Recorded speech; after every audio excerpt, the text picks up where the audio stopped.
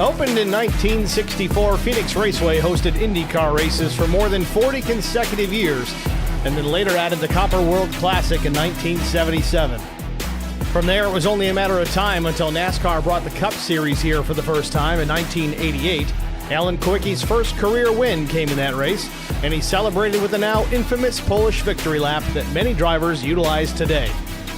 Through its history, the 1 mile oval has always been defined by its asymmetrical turns and dogleg, which was implemented in part because of the natural terrain of the area. With different progressive banking at each end of the track as well, Phoenix is often a favorite track of drivers for the challenges that they face in setting up their cars and maximizing performance. Although its backstretch dogleg already made it one of the most unique ovals in America, the track's latest renovation, which was completed in 2018, made it even more unique.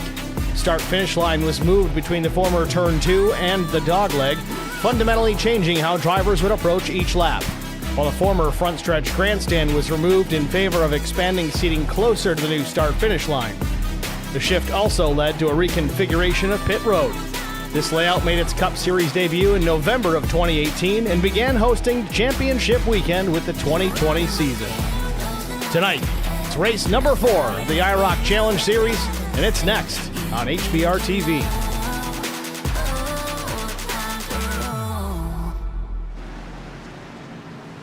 Good evening, everyone. Welcome to the virtual Phoenix Raceway. We're not in Homestead. Ignore that.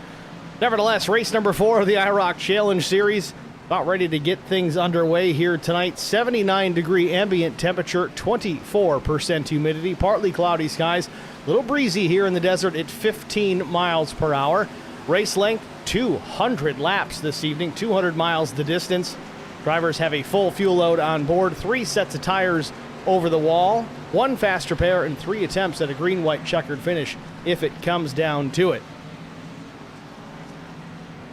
Practice and qualifying already wrapped up here at the Speedway. In the warm-up session now, we'll go trackside to see who's fastest to this point. Right now, it's the 28 machine of Daniel Dow, then Chris Mefford, Brandon Mefford, Kyle Terzak, and then Jesse King. That's your current top 5.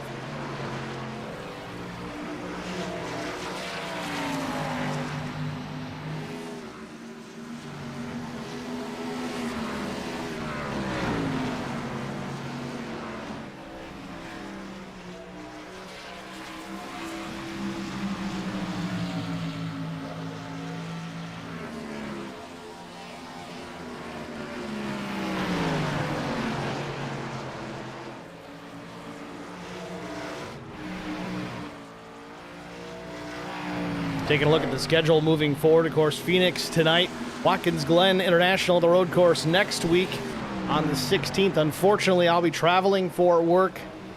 We will not have a broadcast for Watkins Glen unless something miraculous happens, and either I don't go or we do this on a tape delay, which is always an option.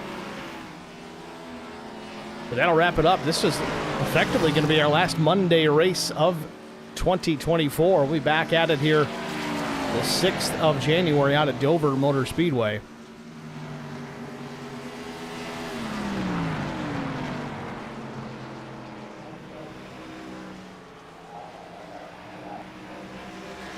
Meanwhile, Kyle Terzak goes top of the board, 27.08.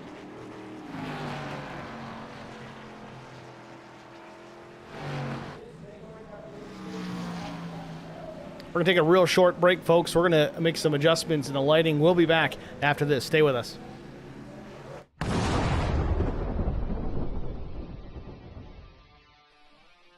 Spartan Transportation and Spartan Logistic Management is your one source for all your shipping needs.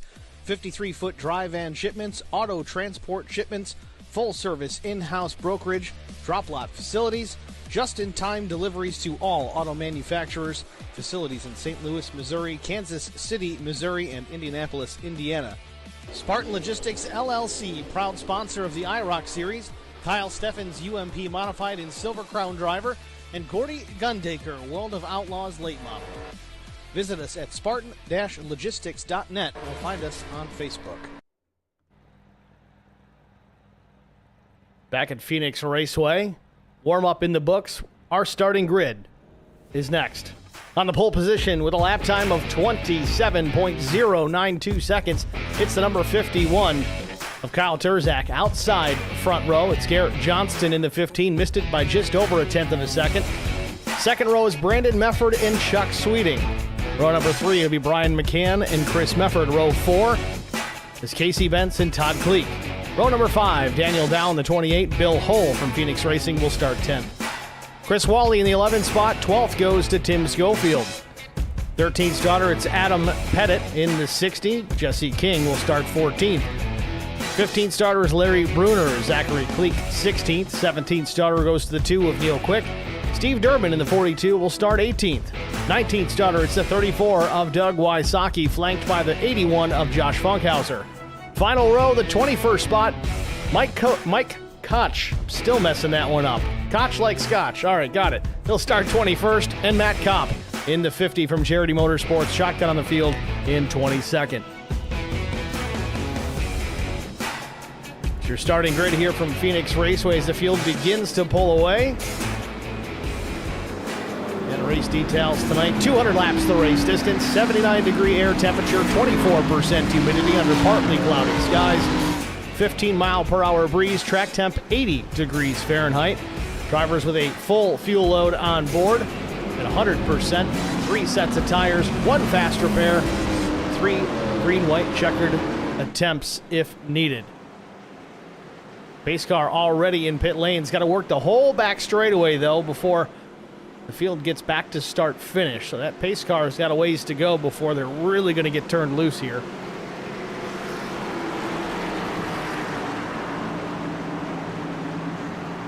So front row will be Kyle Turzak, Garrett Johnston to lead them to green.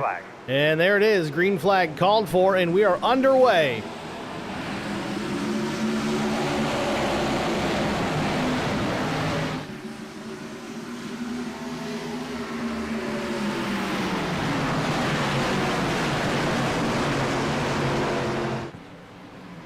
Turzak leads him to the back straightaway. Mefford and Johnston side by side. Johnston up the racetrack, might have caught the wall on corner exit. Mefford's going to jump into the second spot, takes it away from the 15. Meanwhile, behind them, Brian McCann and Chuck Sweeting battling for position. McCann's got it for the time being. The 3 making a move on the 57.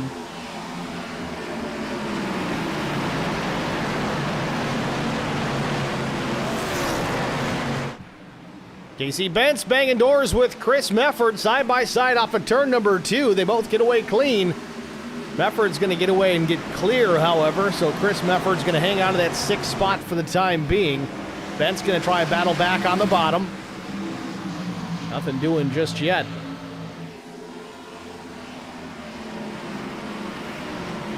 Right on board here with Casey Bentz as he rides in the tire tracks of Chris Mefford. This again the battle for the 6th position. Bentz now he's got to worry about the 28 of Dow to the outside.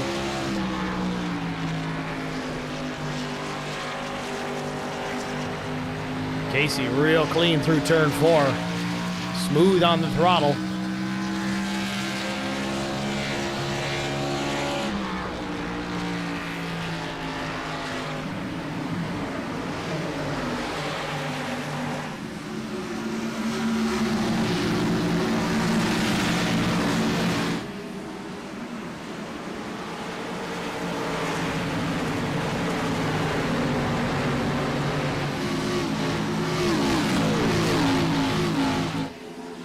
Turzak still with the lead, but Johnston is regrouped. He's gotten that 2nd spot back from Brandon Mefford and hounding the 51 of Turzak.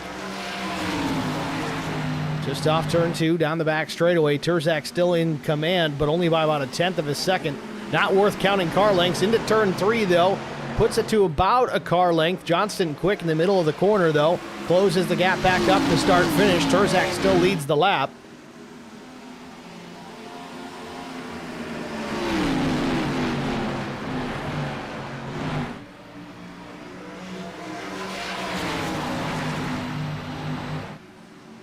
Johnston catches the wall again off turn number 2.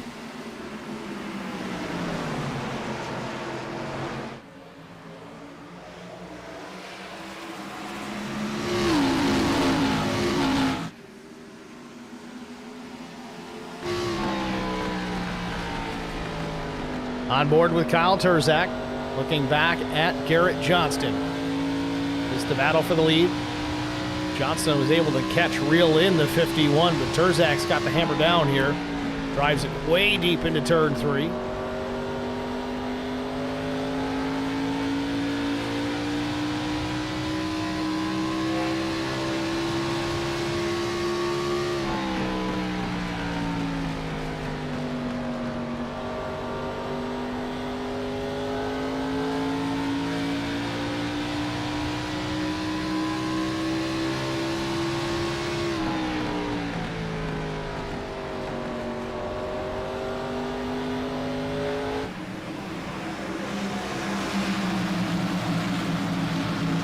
Terzak chipping away, just getting a little bit more distance between himself and the 15. It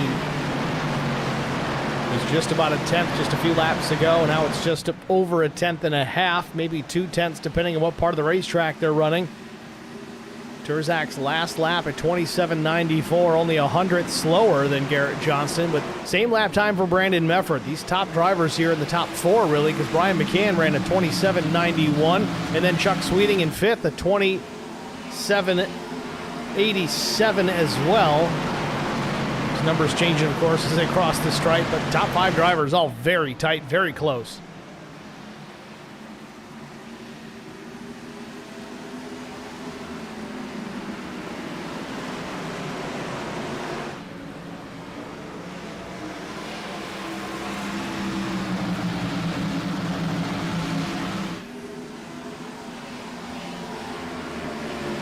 Chris Mefford and Daniel Dow now battling for position. Mefford in that black and red number 46. The white and red 28 on the bottom. It's Daniel Dow. Casey Bentz running in behind both of these drivers. Hasn't lost too much ground since losing positions to both of them.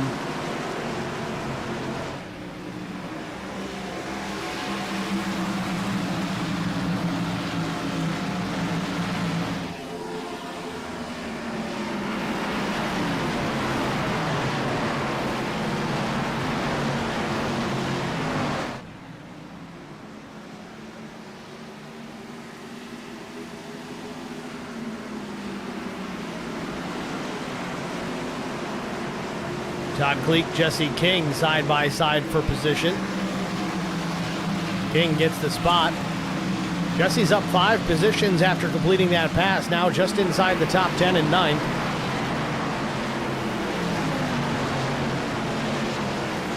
Chris Wally closing in on the 45 as well. Also Tim Schofield following in the tire tracks of the 75. Big wiggle for Schofield. Tank slaps it down the backstretch, but saves the race car, continues on. We'll keep an eye on the 12 here for another lap to see what happens next time.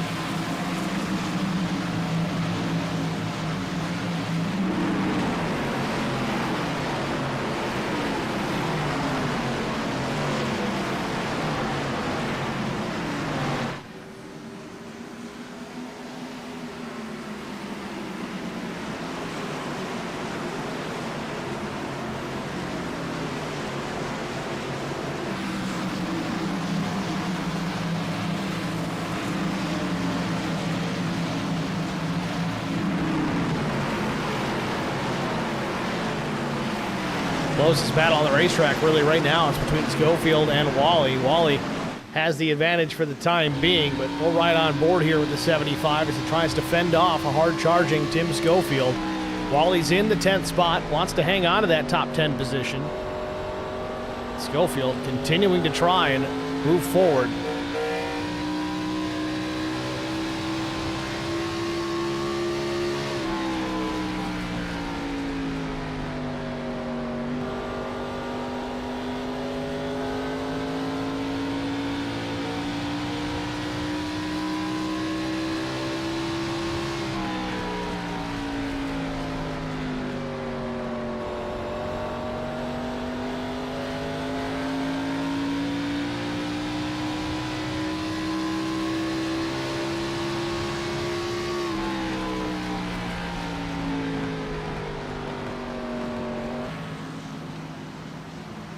Wally holding off Schofield for the time being.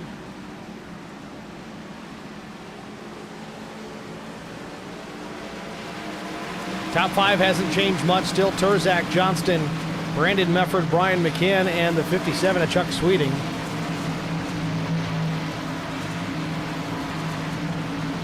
Schofield making a look to the inside, checks up early, didn't want to clip the left rear of the 75.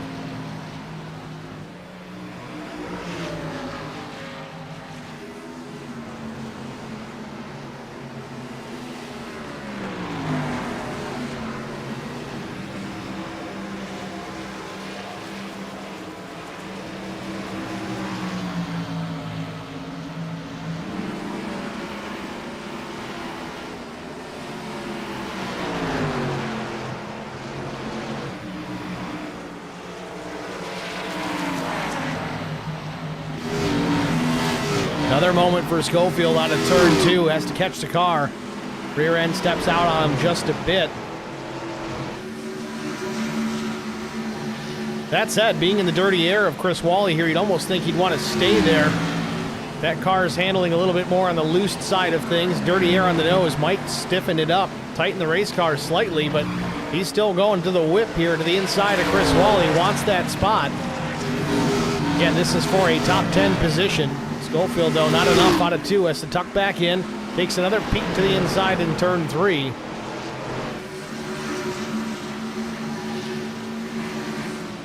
Wally's going to go hard left and shortcut the dogleg.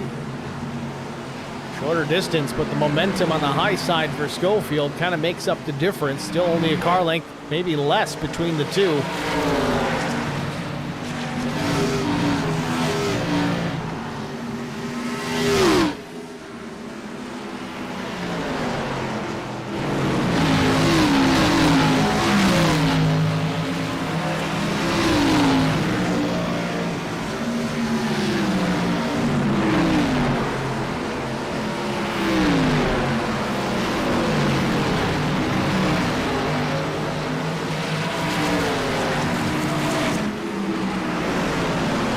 "22 laps in the books, have been clean and green from the outset. We still watch this battle for the 10th position between Chris Wally and Tim Schofield. Wally seems to be just running his race here, running laps how he wants to. Schofield trying everything he can, throwing the book at Wally here, trying to find a way around. Looking at lap time, Schofield about a half-tenth quicker, but just cannot complete the pass. Schofield now deep to the inside as they get into turns 3 and 4. Might have Wally on the exit, and he does. Slides him up there, crossover from Wally. He's going to cross down to the bottom of the dogleg again. See if that gains him some track position. Now he's alongside Schofield. Oh, and he loses it just a bit. Saves the race car, though. Doesn't want to get into the 12. Now I think Schofield, if he can cool those tires down a little bit, he might be able to put some distance between himself and Chris Wally.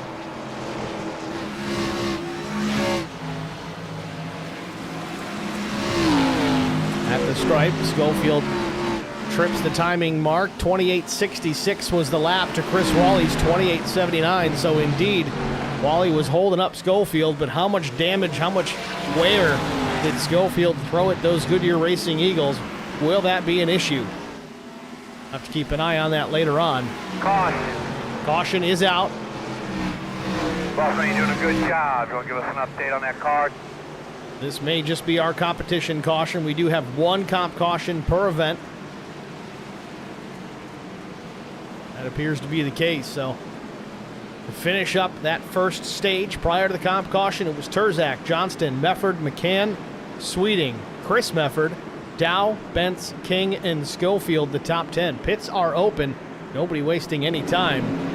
Terzak, Johnston, Mefford, McCann, Sweeting, everybody coming down. A few drivers might be staying out here. Chris Mefford is one of them. Todd Kleek, Zachary Kleek appear also to be staying out. So once again, some differing strategies here in the pit cycle.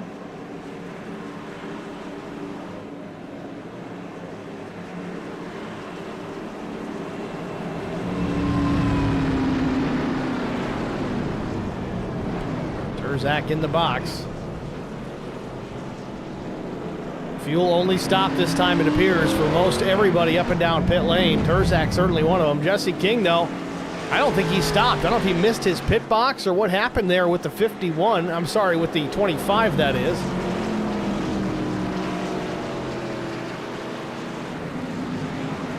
Jesse King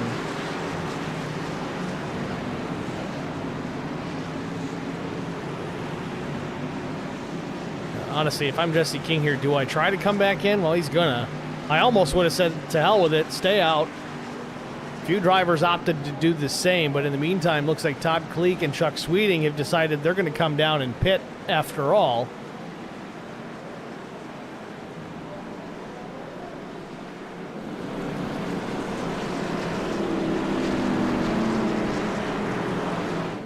And we got Zach Millett in the chat yet again. That S4 guy on the HBR TV chat. It says 10 watching and 3 likes. It says hashtag road to 1,000. Zach brings up a good point there. The road to 1,000 subscribers here at HBR TV. That's what we're trying to get to. Obviously, it's closing in on the end of 2024. If we get there by the end of the year, I'd be thrilled, but not super optimistic on that front. That means we got to pick up 70 more subscribers, I believe, is where we're at 930. I think the better goal will be first quarter of 2025. But hey, if you haven't already subscribed, do it now. Just like the meatloaf, we want it now.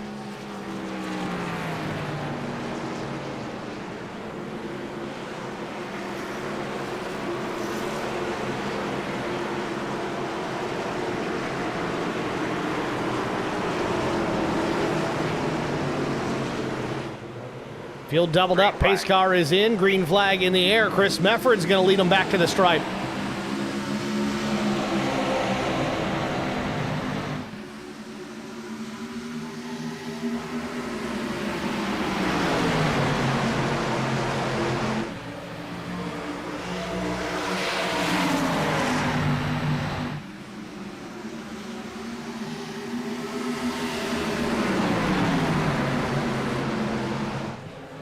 Mefford continues to lead Terzak and Johnston. No real tire advantage here. Again, some drivers stayed out. Most drivers did not, but those that pit, seems the majority went with fuel only. Some did put some tires on, so we'll likely see them rise to the front of the field quickly here.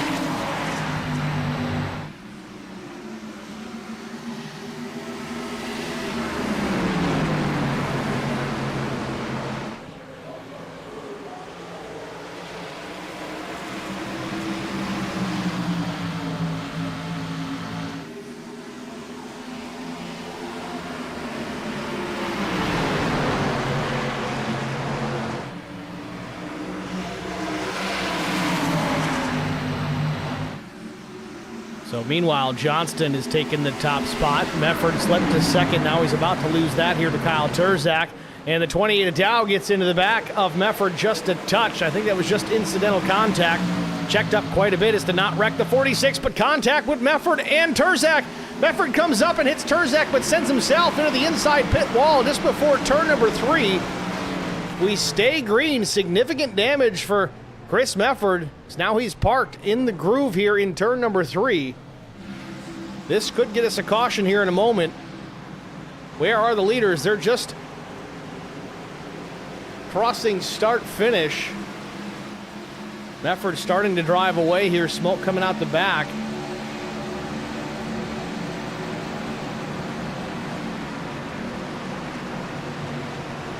Mefford's going to drop it to pit lane here. Again, there is a fast repair, but he has gone down a lap since that incident. Back out in front now. 15 of Garrett Johnston takes over. McCann now second. Dow third, but Terzak has dropped back to P6. Don't know if he's sustained some damage with that contact. Car looks pretty clean.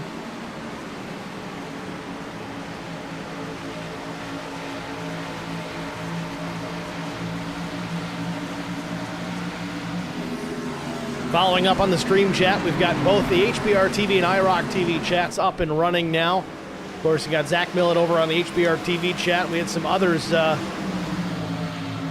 course, Kyle Terzak saying hello, Shane Irby, and I don't even know how to pronounce the spelling of that one, but he says LFG. Come on, y'all. Thanks for checking in, guys. Terzak continues to fall back, though. Wally takes the spot, so Terzak now 7th, and he may lose that as well as Brandon Mefford jumps to the inside.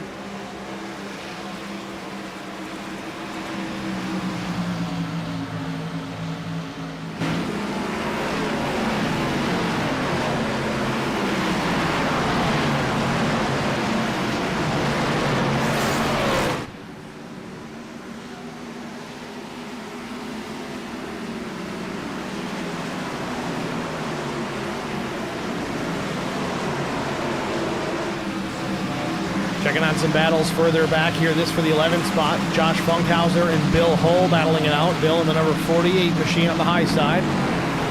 In behind them is Adam Pettit. Adam just kind of maintaining here. He's 13th, started 13th. Admittedly said to us last week that Phoenix was just not his place.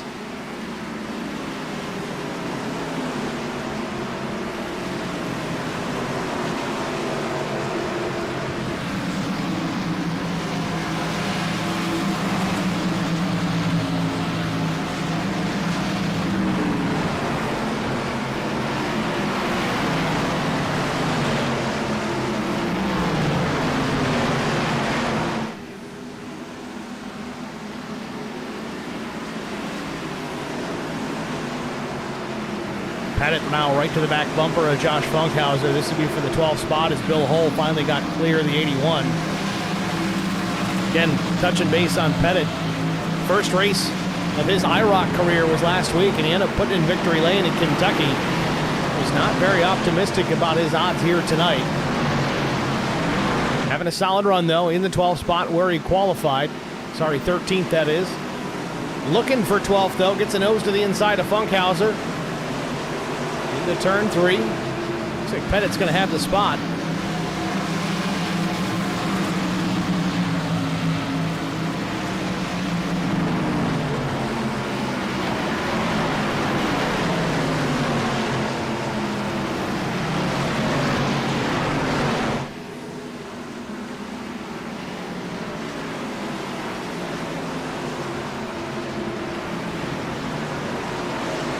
Terzak still holding off a hard-charging Brandon Mefford.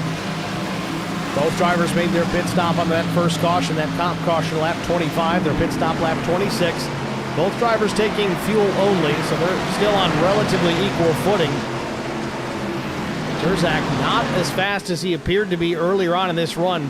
Possibly due to the dirty air, he may have sustained some damage with the contact with Chris Mefford. It's hard to tell because the car looks pretty clean. It's not to say there isn't some suspension damage lurking underneath that 51.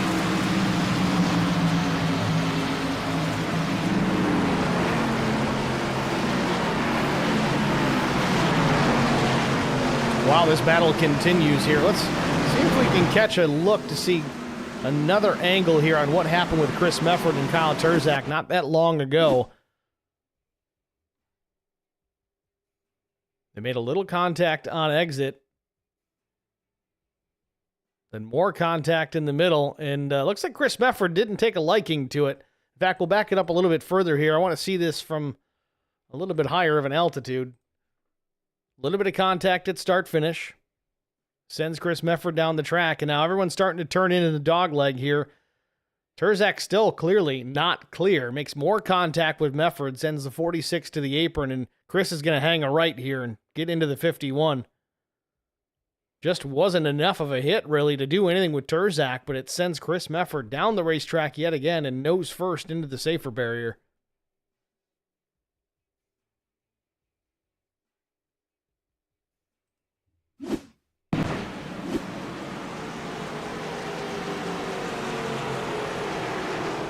Meanwhile, second caution has come out, a problem for Matt Kopp. Not a serious one, a little bit of right rear damage on the 50, but he should be able to get that repaired either with the quick fix or the old-fashioned way. Let's see if we can catch what happened here to Matt Kopp just a moment ago.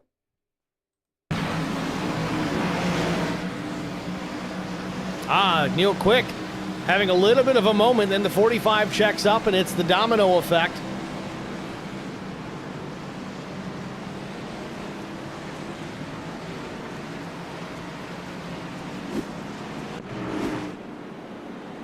Pit stops underway yet again here, lap 45.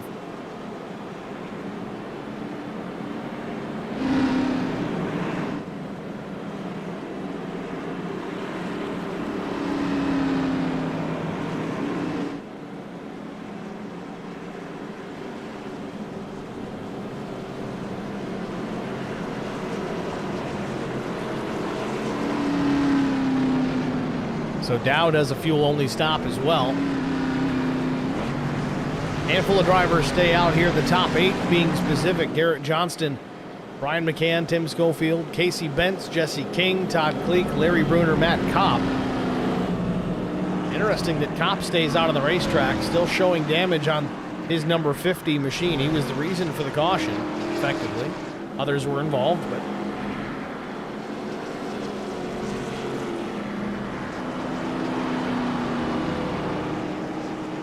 Meanwhile, Brian McCann and Tim Schofield are going to pit.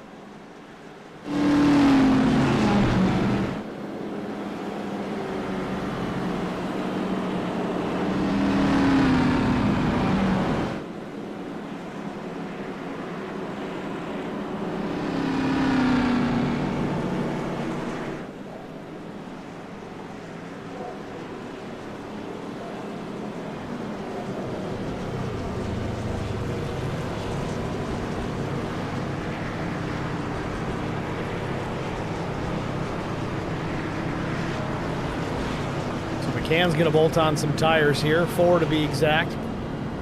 Top off the tank again. Get back at it. Tim Schofield going to go around the outside here. Looks like he may get out there before McCann, or will he? Tough to say. Looks like he does. So both these drivers are going to start at the back. Chris Mefford shown 22nd. Other driver's going to opt to pit too. This is late in this caution period to make these pit stops. Bill Hull's going to come down. Steve Durbin's going to come down.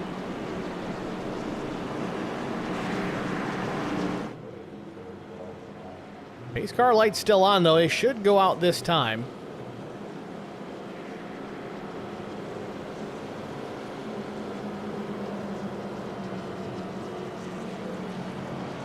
There you have it. Pace car lights have extinguished. We are on the 1 to go. So lap 49 will be the restart.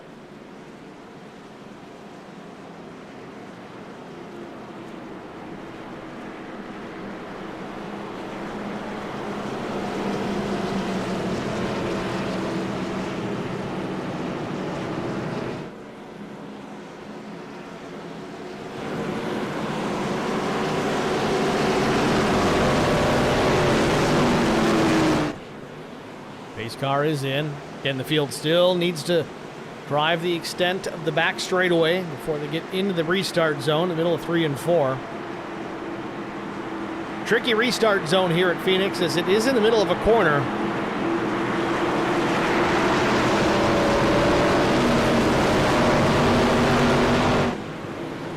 And there they are in the zone. Green flag back in the air. Johnston on the throttle. Big jump.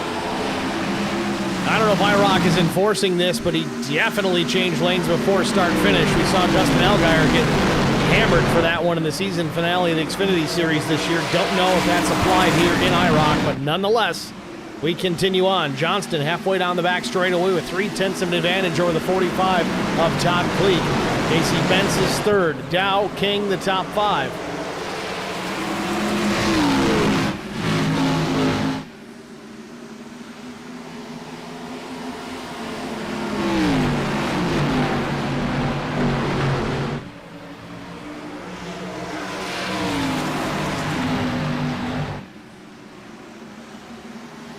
Big time net code there off of turn number 2. Don't know what happened there. It looks like everybody exploded, but no harm, no foul. Looks like everyone's going to continue on. 3 wide. Brian McCann working his way through into 34. Funkhauser, no. Wysocki is around. Either hits the wall or straightens it up, but either way, he's going to continue on. No caution.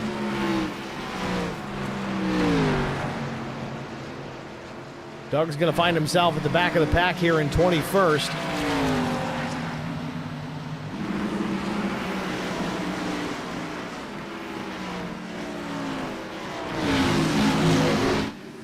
Meanwhile, Johnston continues to lead. Just under half a second advantage over the 51 of Kyle Turzak. Both drivers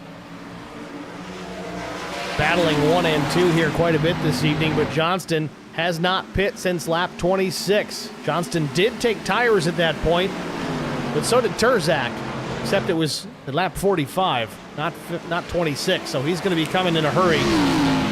Just a car length now between the two. Turzak drops to the inside, takes a peek, gets alongside of the 15. He'll have the lead on corner exit. Indeed, he does. Down the back straightaway, Turzak out in front now. Johnston thought about a crossover, didn't have enough momentum to make it work. Turzak back to the point here, coming to lap 54.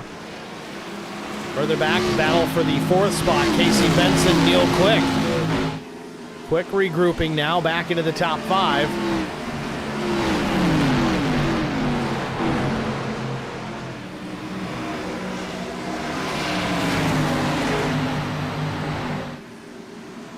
Little wiggle from Brandon Mefford on the exit of turn number 2, still battling with Casey Bentz. They're side by side.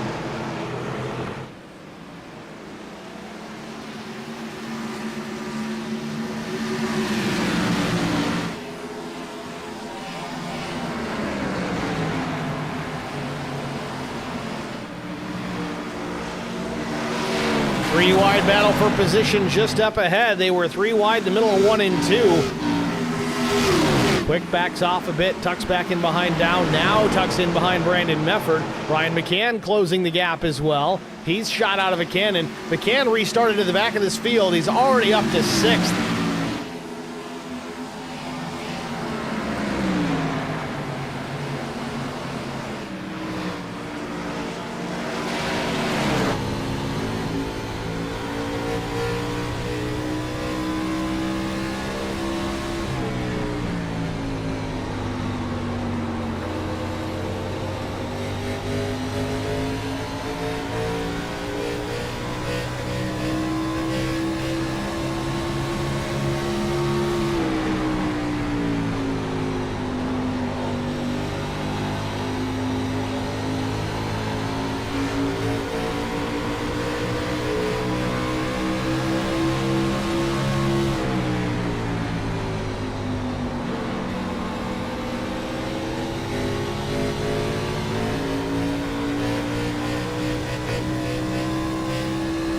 You can just hear McCann feathering the throttle there down in the dog leg as he crosses down to the apron of the racetrack, still battling with Neil Quick for the 4th spot.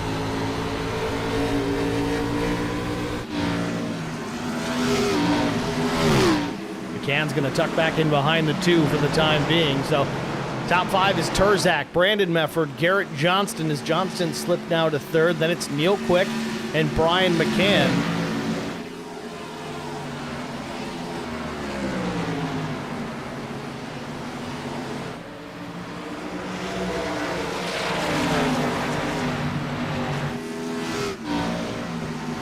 McCann jumps on a line there, had a big run out of turn number 2, scrubbed a little speed, making that move down to the bottom, gets alongside Quick in the middle of 3 and 4. What's he going to do as he gets to the start-finish line, drops down to the bottom of the dog leg yet again, trying to shortcut the lap.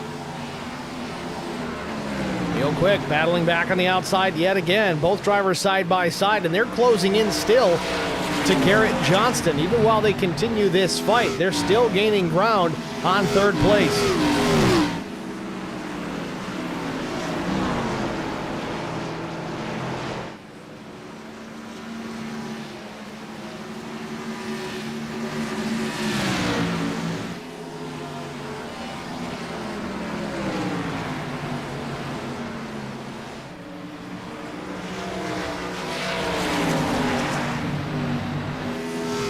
Oh, Quick gets in the fence off turn number 2 ever so slightly, but opens the door for Brian McCann yet again. More than opens the door, lets him drive through it. McCann now up to 4th. Quick slips to P5.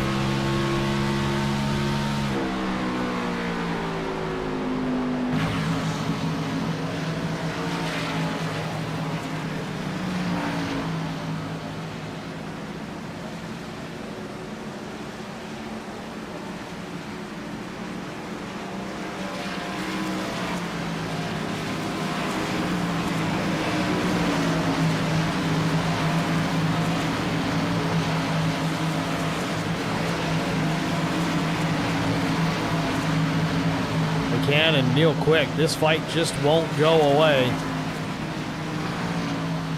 Both drivers appear to be really evenly matched here as Quick drove it back to the inside for a brief moment, but now McCann drives it deep into turns 3 and 4.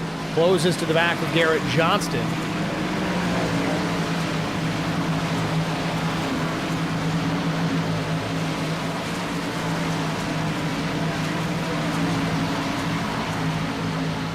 It does appear that Johnston was holding McCann up just a little bit. Brian goes to the outside here now down the back straightaway, gets alongside, still has the momentum, should carry that into 3.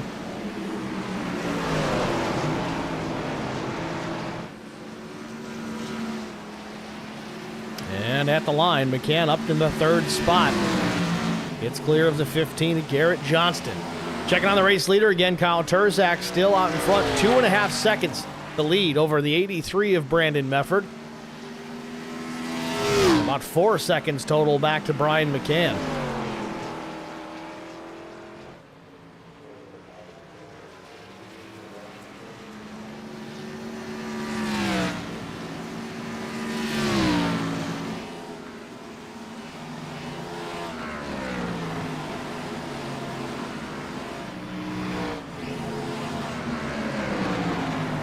Close battle here between Dow, Bentz, and King. The 28, the 27, the 25.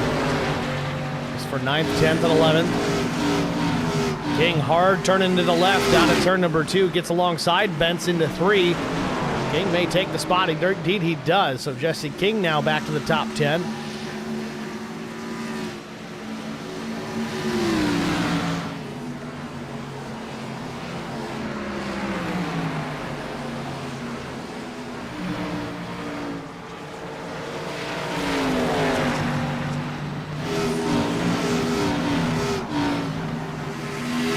King loses connection for a brief moment.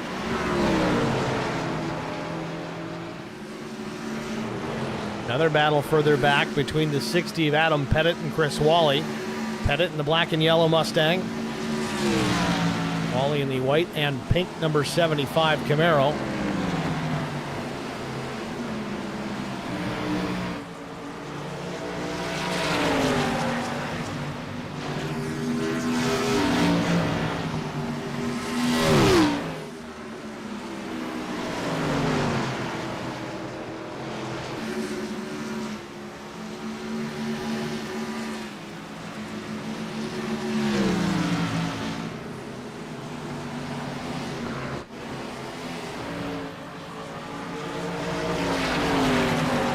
Battle for 9, 10, and 11 here has cooled off slightly. Dow in 9th, Jesse King 10th, Casey Bentz back there in 11th.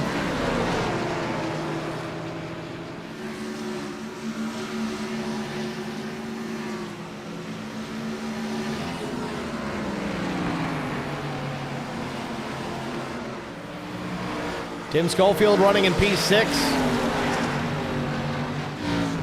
About 2.5 tenths ahead of Chuck Sweeting, the number 57. Field getting pretty strung out at this stage. 71 laps in the books here at Phoenix. Little wiggle for Neil Quick.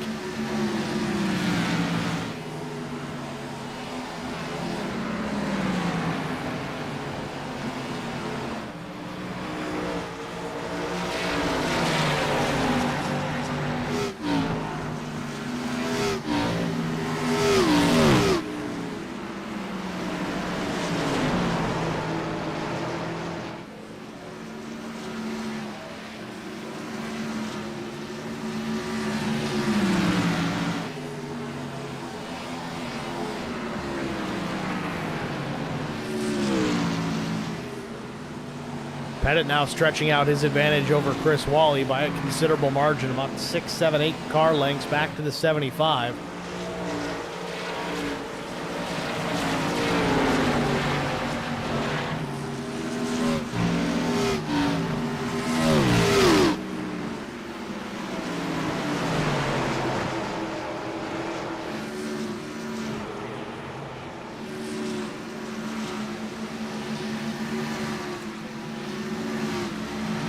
Doug Wysocki and Larry Bruner battling it out.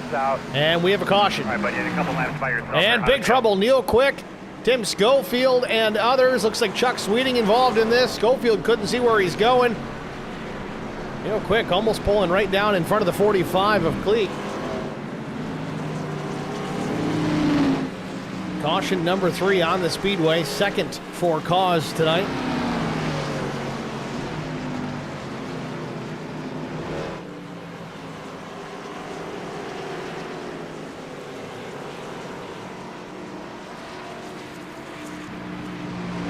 Let's take a look at what happened. Monster hit there. A bit of a right hook, it seems, from Neil Quick. Let's back this up a little further here. See if we can get a better angle on it.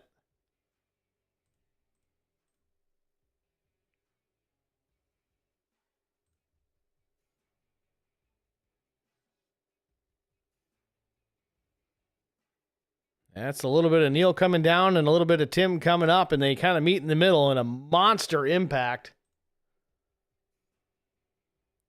Schofield pirouetting in the air.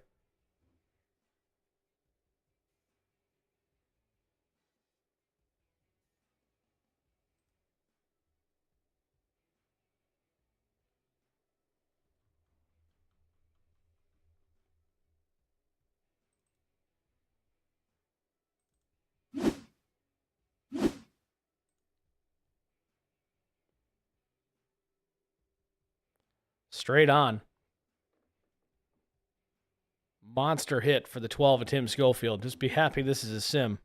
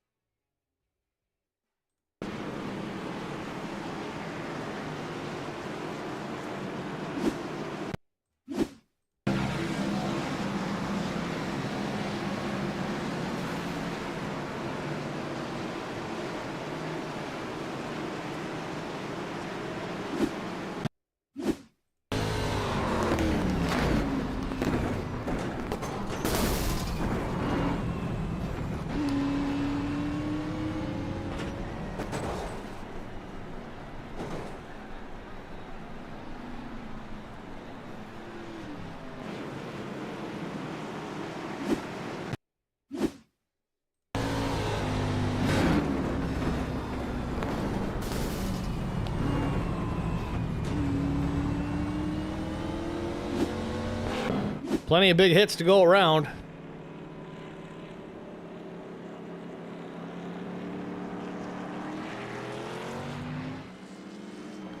Well, after the pit stops, Brandon Mefford, your new race leader, but he did not come down to pit. His last stop coming at lap 45. He will have the lead here as we go back to green if he doesn't make a late stop. I don't anticipate that as the pace car lights have gone off, so we'll be green the next time by. Might wave this one off, though. We got to get everybody lined up here, double file. Field is pretty well spread apart here as we get ready to go back green.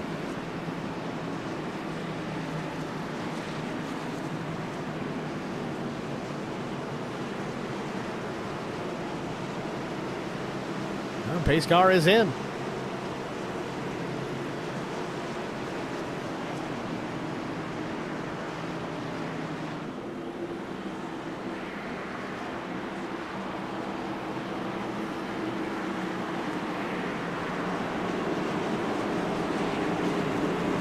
Pay close attention here to the 83 of Brandon Mefford. Make sure he does not spin the tires. Again, a tricky restart zone here. It's in the middle of the corner. Green flag. And there he goes. Mefford on throttle. Good restart.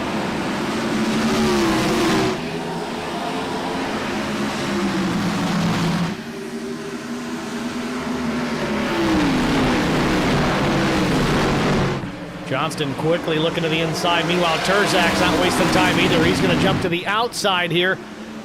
Mefford blocks. Crossover from Terzak. He's tucked in behind Garrett Johnston now as they're in 3 and 4. Johnston takes over the race lead. Mefford slips to third. Terzak second.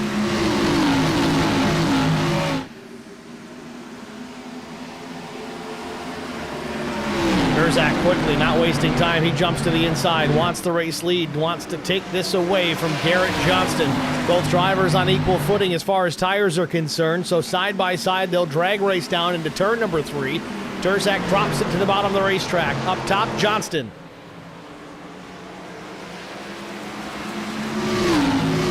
Johnston's going to lead the lap, not by much, but it doesn't matter by how much as long as you're there first.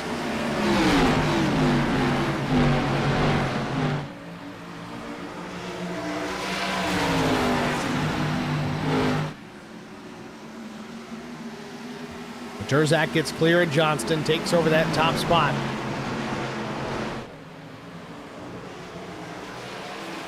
"80 laps complete here at Phoenix Raceway. It's Terzak, Johnston, Brandon, Mefford, Dow, and Bentz your top 5.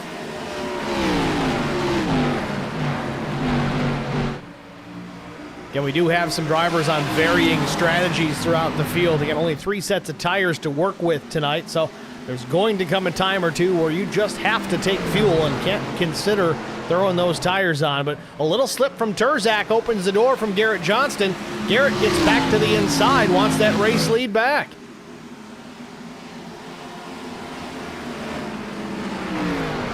Still side by side, Terzak way up the racetrack, almost into the marbles. Out of turn number 2, down the back straightaway. Another drag race into turn number 3. This time Terzak's top side, but drives it way deep into turn 3. So does Johnston. Almost some contact, but they have to lift. Johnston tucks back in. Meanwhile, the 28 of Daniel Dow is closed into these two. He's going to become part of this fight as well.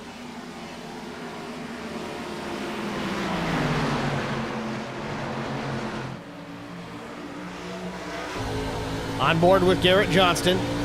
Battling for the race lead with Kyle Terzak. Johnston now, he's got company to his inside.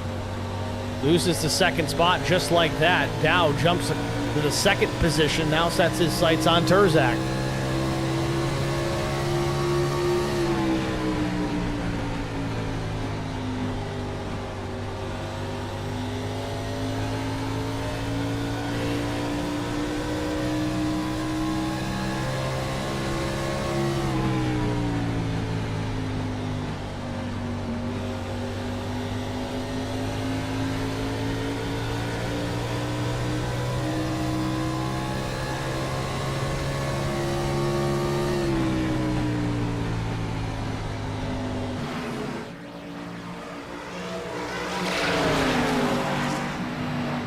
"85 laps in the books, down the back straightaway. Terzak out in front. Dow steps on a line, takes a look to the inside, just showing the nose to Terzak. Inches between the 51 and the 28 as they battle for the race lead here. Out of turn 4, across the stripe. Terzak still leads. Both drivers cutting the course just a little bit. Sparks fly.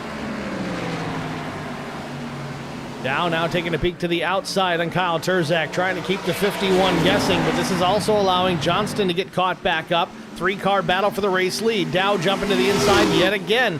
Gets alongside now, drives it deep into turns 3 and 4. Terzak's not going to burn up his stuff fighting for this, or is he? Bit of a crossover. Terzak back to the inside, crosses the stripe.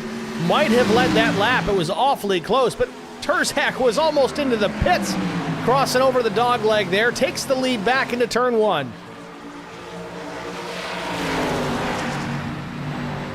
What a battle we got on our hands here at the front of the field between Kyle Terzak and Daniel Dow. A little bit of contact into turn number 3. Just some door banging, no big deal. Terzak crossing over again. Another jump to the bottom of the racetrack. Dow goes with him. Just a few car widths between the two. Still a side-by-side battle for the race lead here at Phoenix. We're not even halfway, folks. I can't wait to see how this thing looks at the last handful of laps. Johnston now steps on a line. He's going to take a crack here at Terzak for the second spot. I don't know if Terzak's just given up on the battle for the time being, knowing that it's still relatively early in this race.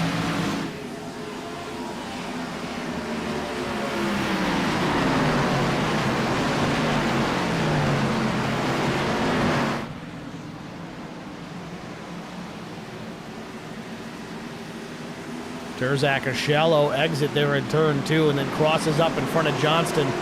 Johnston did not care for that one bit, but jumps right to the inside, takes the second spot away, move Terzak back to P3. Much different than the run we watched earlier on where Terzak had jumped out to a 2.5-second advantage. Now with Daniel Dow out in front here. Started in the 9th position, but now that he's got some clean air, he's going to be fast.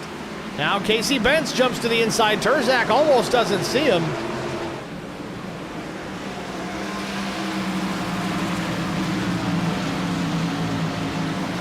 Turzak shortcuts the dog leg yet again here, trying to just make that lap a little bit quicker. Bentz stays up topside, carries more momentum in doing so. Here comes Adam Pettit. Adam cracking the top 5 now. Pettit started 13th.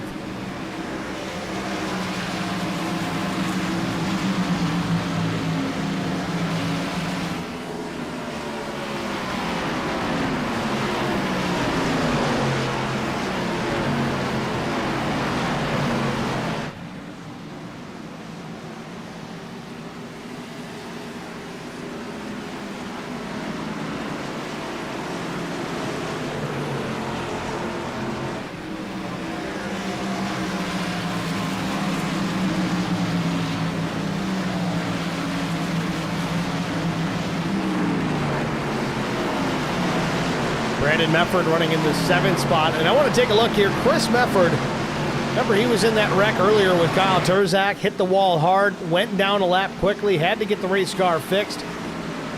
Might have even been down 2 laps at the time, but he's made them up. And he's inside the top 10, running behind the 83 of his brother Brandon. Car looks good. Chris Mefford certainly not out of this one yet.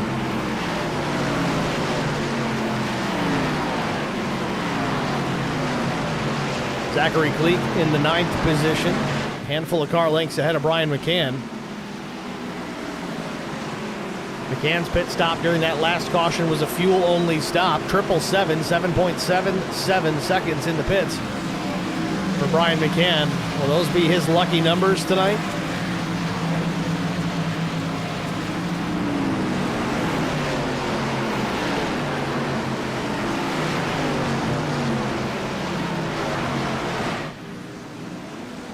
Jesse King dirt tracking it out of turn number 2.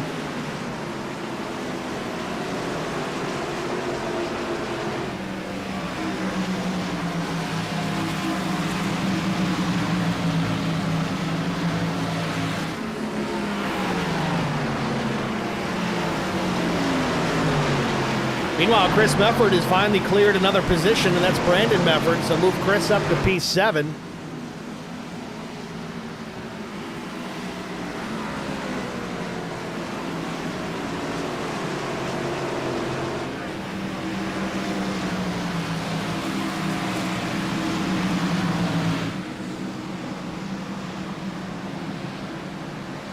Jesse King going to drive it deep, almost making contact with Kyle Turzak. Has to check up pretty considerably. Back to the gas, closing back in on exit.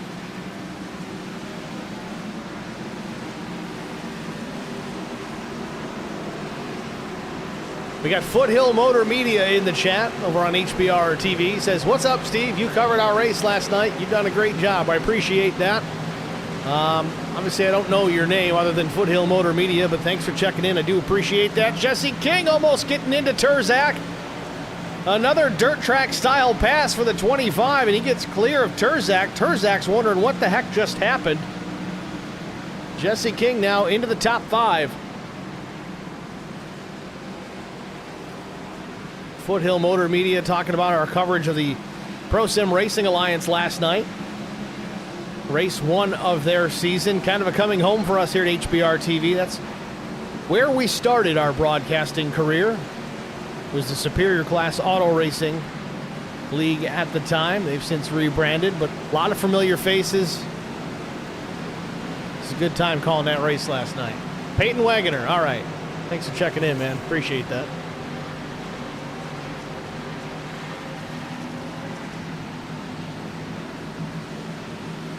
Daniel Dow still out in front here. Garrett Johnston closing in, though. That's a deficit that is shrinking every single lap. Johnston now under 0.2 of a second back. Last lap, about a full tenth faster than Dow. 0.08 to be exact. Keep a close eye on this battle for the time being, but it looks like Johnston has gotten there. Can he make the pass?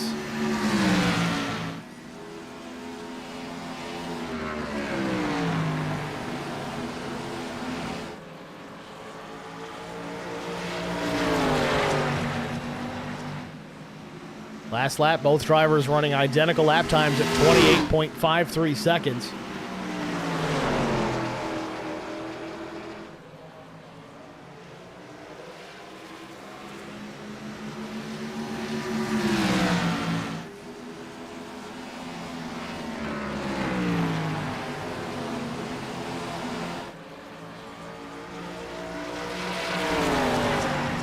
Dow just running his lane right now. Just kind of run lap, a lap.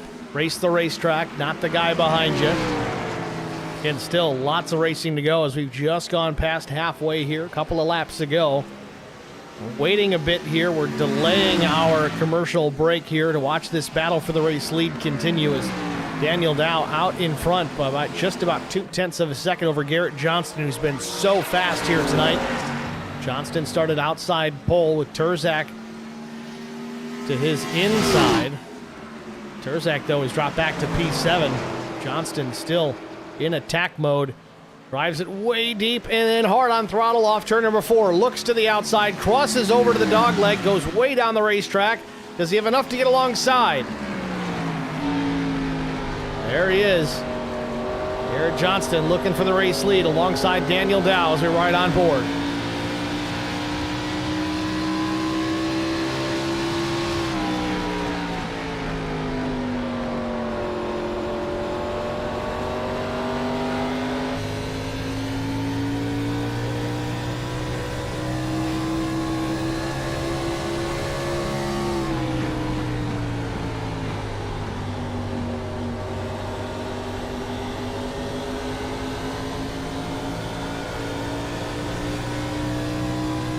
Johnston might have clipped the wall there a bit off turn 2.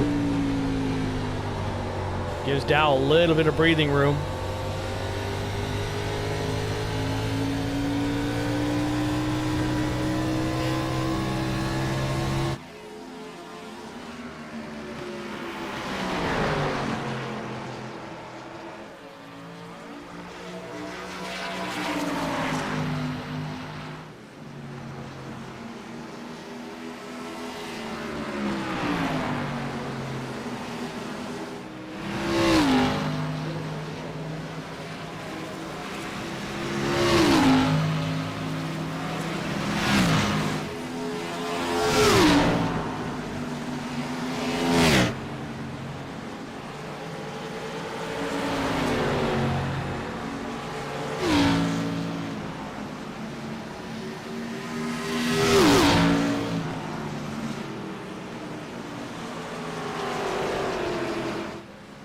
So Dow able to hang on to that top spot for the time being.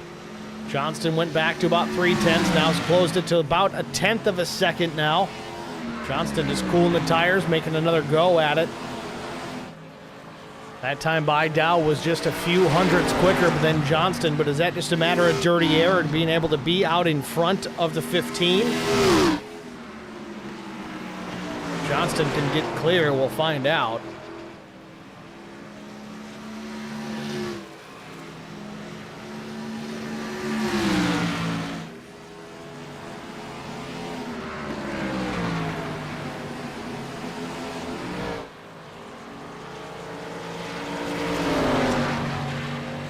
Down the back straightaway again, the top two still nose to tail. Car length separating the two of them. Back into turn number 3. Johnston just trying to find a way around. Seems like Dow is just running the line that the 15 wants to be in. 110 laps on the board here. We are going to finally step aside here, get an HBR TV side-by-side break out of the way. Stay with us. We'll be back after this. I met Marco Scarza when we were doing radiothons for St. Jude Children's Research Hospital. We needed sponsors to help us raise money, and he's always the first one to jump in. I would describe Marcos and his team as upstanding, someone you can trust, and he is just a genuine guy. Marcos has been very generous. He has a genuine concern for people. You need somebody that cares about you. And that's what Marcos is, and that's pretty much what this firm is. The Garza Law Firm. Let us help.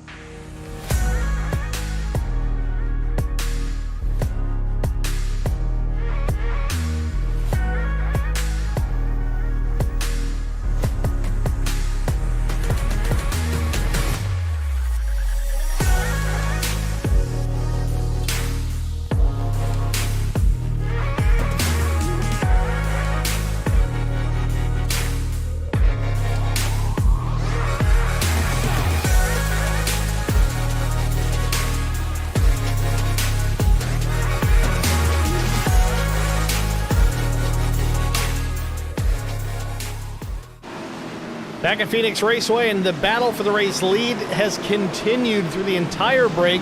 This is going back to prior to lap 102. Almost 20-plus laps these guys have been battling for the top spot. Garrett Johnston and Daniel Dow duking it out for the race lead here at Phoenix.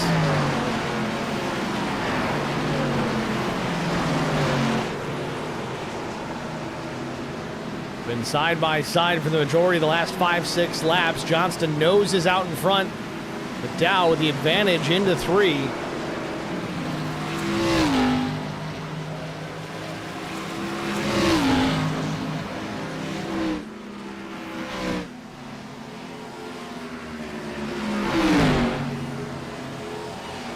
Dow slips up the racetrack just a bit, closes the advance of the 15.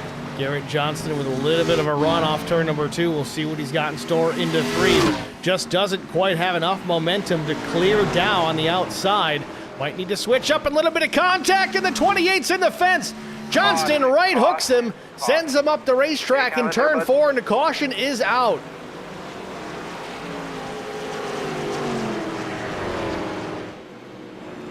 Dow able to drive away, but the car does not look good. Smoke pouring out the back. He's going to definitely need to use the faster pair on this one.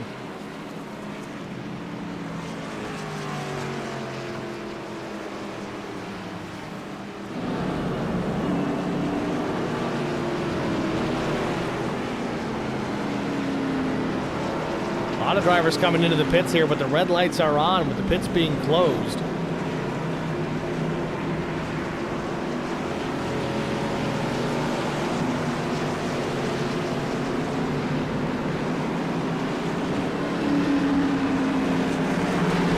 That wasn't pretty. Let's take a look at it. Wrong one. Let's try this again.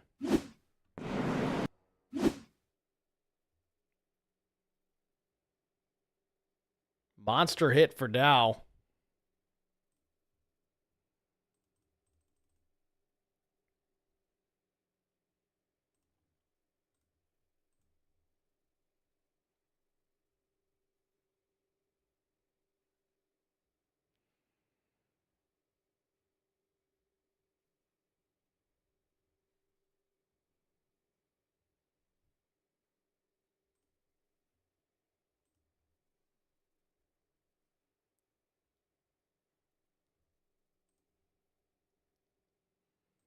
Yeah, and watching that a little closer here, it does look like Dow came up the racetrack.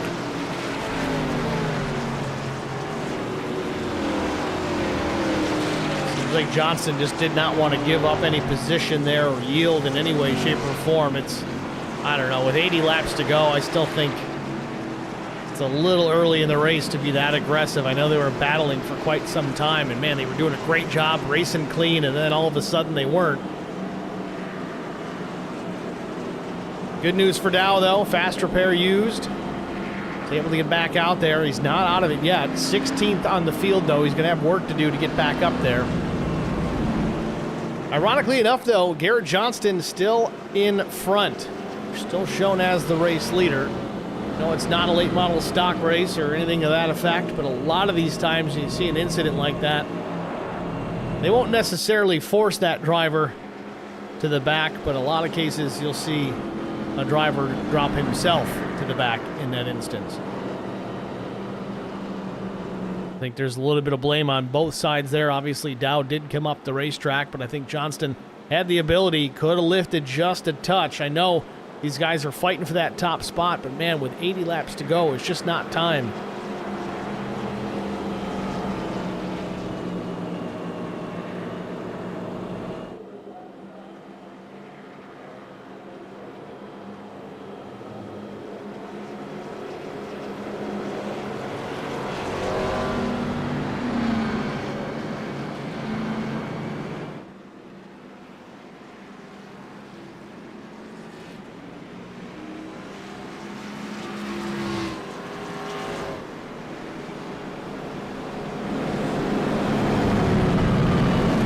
Well, we're doubled up here for the restart. Front row is going to be the 15 of Garrett Johnston with Kyle Turzak to his outside.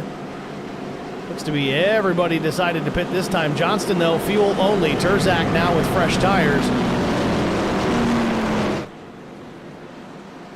With all the battling that Johnston was doing with Dow, he's going to have a whale of a time because he definitely took some life out of those Goodyear Racing Eagles underneath that car.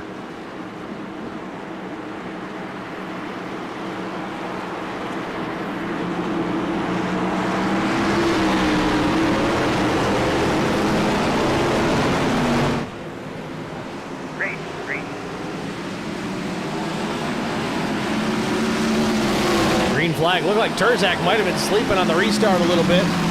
Chris Mefford gets into the back of him, showing his displeasure from earlier, I'm sure, but that's going to be a fun battle to watch if the 46 can get caught up with Kyle Terzak.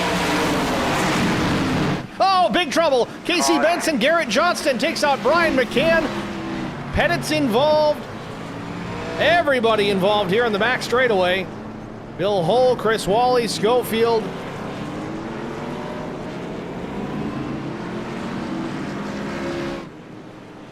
Bit of a parking lot here on the backstretch.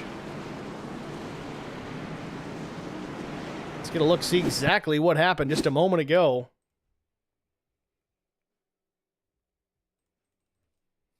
Looks like another right hook.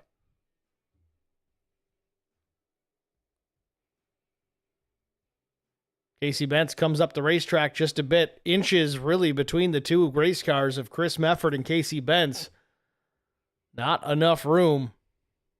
Bentz goes up the track, hammers the wall, clips Garrett Johnston. Brian McCann gets a piece, so does Pettit. Chuck Sweeting might squeak through here without major issue. Gets a little bit of contact. Zach Cleek trying to sneak through. He slides in. He's going to get the outside wall just a bit. Looks like Neil Quick might get a piece. Dow into it. No fast repair for Dow. He just got that car fixed.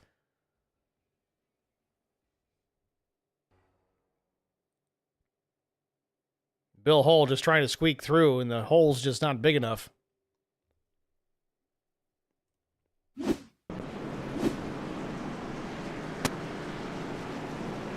So some required pit stops underway here. Drivers trying to get their cars fixed and straightened back out. Looks like Brian McCann had the fast repair still. He's going to head back out on the racetrack. With that, though, we're going to step aside real quick, get a short break out of the way. We'll be back with a restart after this.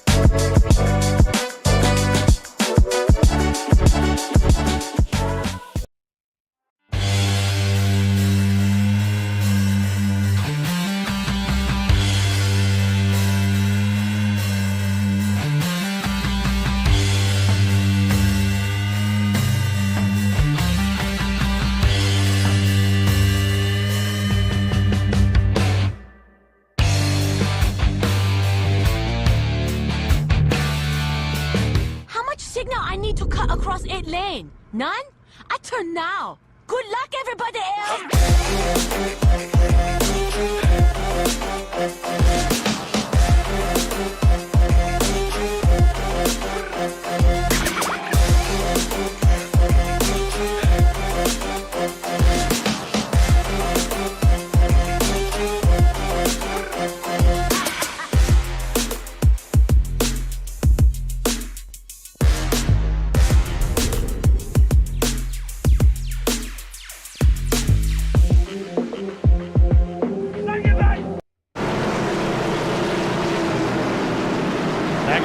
Raceway getting ready for a restart. Terzak and Mefford on the front row. Behind Terzak is Chris Mefford. Remember they had a little hit together earlier on in the race? Well, let's see if they have another one here as we're getting ready to go back racing. Pace car is in. Field still needing to work the back straightaway here before they get to the green flag.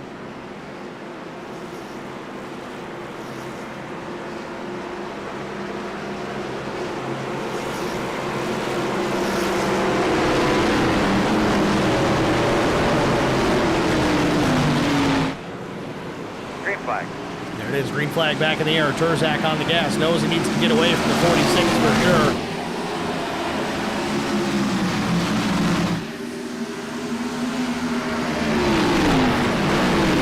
Mefford and Mefford side by side. Chris on the bottom, Brandon up top.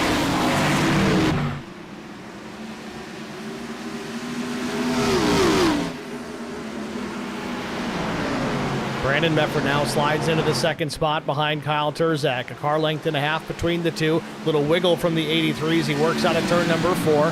Back through the dog leg, now into turn number 1. Turzak leads a couple of tenths the advantage over the 83. Brandon Mefford working the outside line here through turns 1 and 2. See if we'll carry that speed down the back straightaway and set it up for turn 3. Sniffs a draft off the 51. Nothing doing just yet, but trying to set that pass up. Brandon looking to the outside. Shoots the 51 up the racetrack.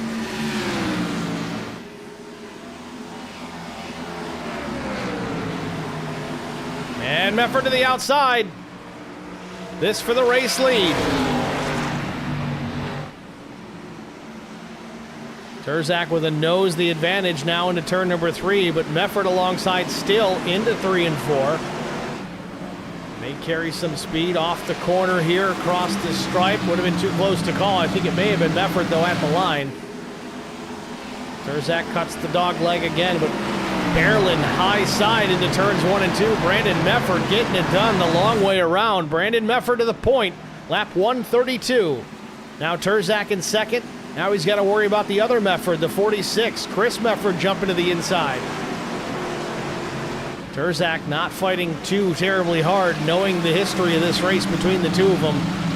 Turzak willing to concede the spot for the time being, but will take advantage of an opportunity if he has to. Shows his displeasure back. Not backing down. Gets into the 46 a little bit into the corner. I gotta say, though, Chris Mefford, not the bear I'd want to poke.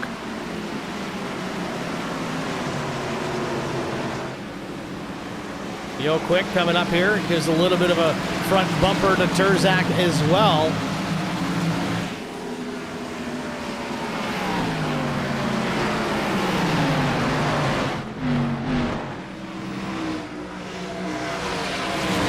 Turzak trying to hold off Neil Quick, but he's got Jesse King breathing down his neck as well. Thought he was going to be meeting the sandwich there in a 3-wide battle, but Turzak hangs onto the spot for the time being.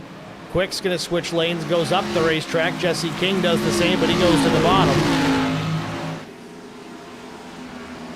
Meanwhile, out front, Mefford and Mefford 1-2. Brandon leads, Chris is second. Still watch this battle with Turzak. Turzak, though, reeling the 46 back in here now down the back straightaway.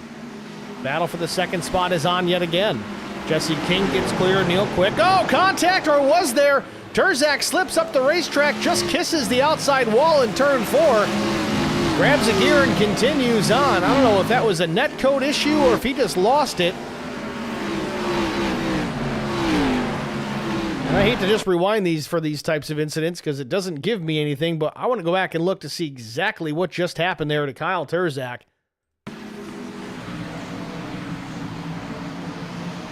Just drives it to the bottom of the racetrack, gets into the back of Chris Mefford, and shoots himself up the racetrack. Very similar to the incident with Chris Mefford earlier on, where Mefford got into Turzak and it sent him into the wall.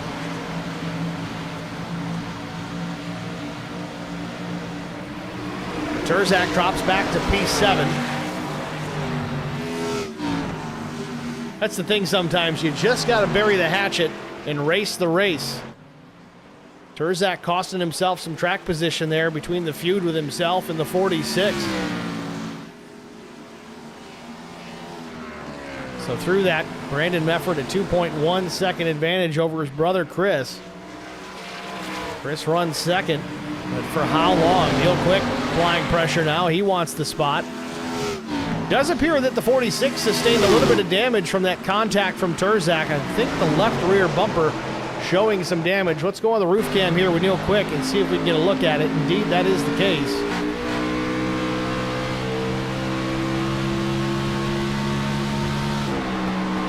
Yeah, a little bit of left rear damage.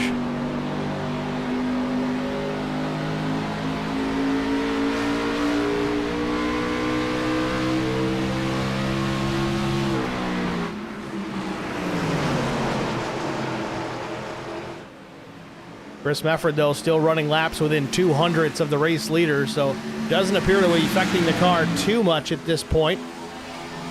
Brian McCann, though, after his faster pair being used, his car is nice and clean again, and he's working his way back into the top 5. In fact, runs P4, just got clear of Jesse King about a lap ago.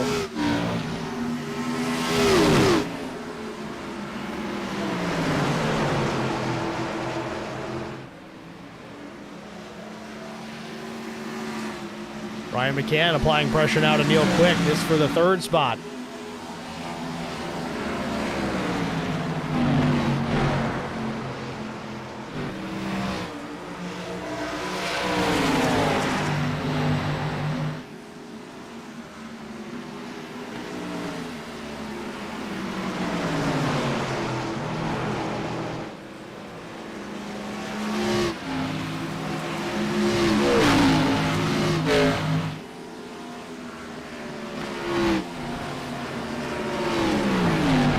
Finally having to deal with some traffic in behind him now as Terzak applying some pressure. Brian was unable to take the spot from Neil Quick. Quick still to the back bumper of Chris Mefford. McCann regrouping, changing up lanes, trying a different line around this place. Knowing that Terzak is right there, he's quick just about everywhere we go, so you got to pay close attention to that 51 no matter the circumstance.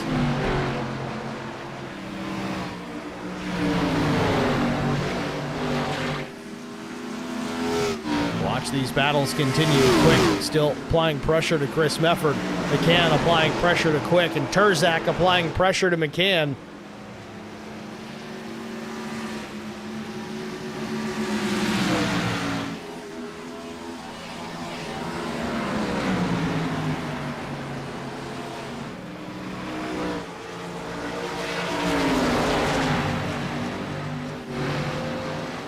Mike Koch battling with Jesse King for position. Jesse's dropped back just a little bit. Mike, the number 85 machine, takes the spot from Jesse King. Move Mike up into P6. He's up 15 spots. Mike started 21st here tonight.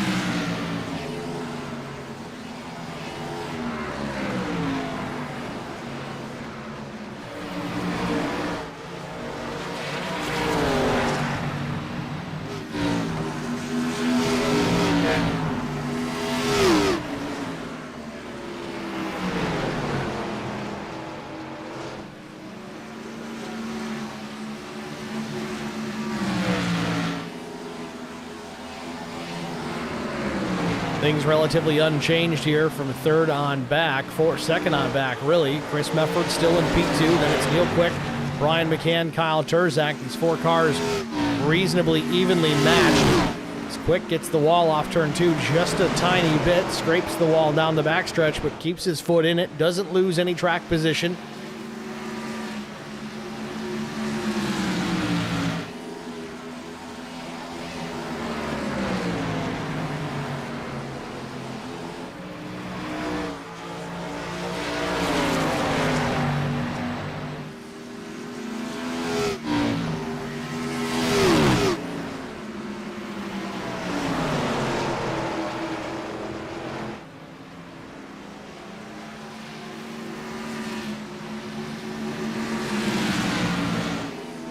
Brandon Mefford out in front still, 1.89 seconds the race lead for the 83 over the 46. Neil Quick jumps to the inside again here, trying to apply some more pressure on Chris Mefford for that position.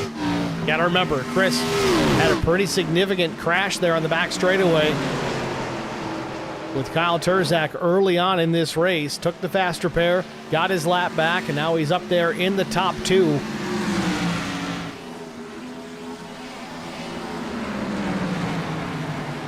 Great recovery to this point either way, no matter what happens.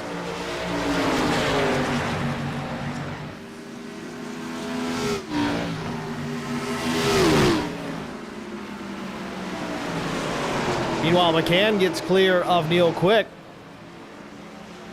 So move the 3 up into the 3rd spot.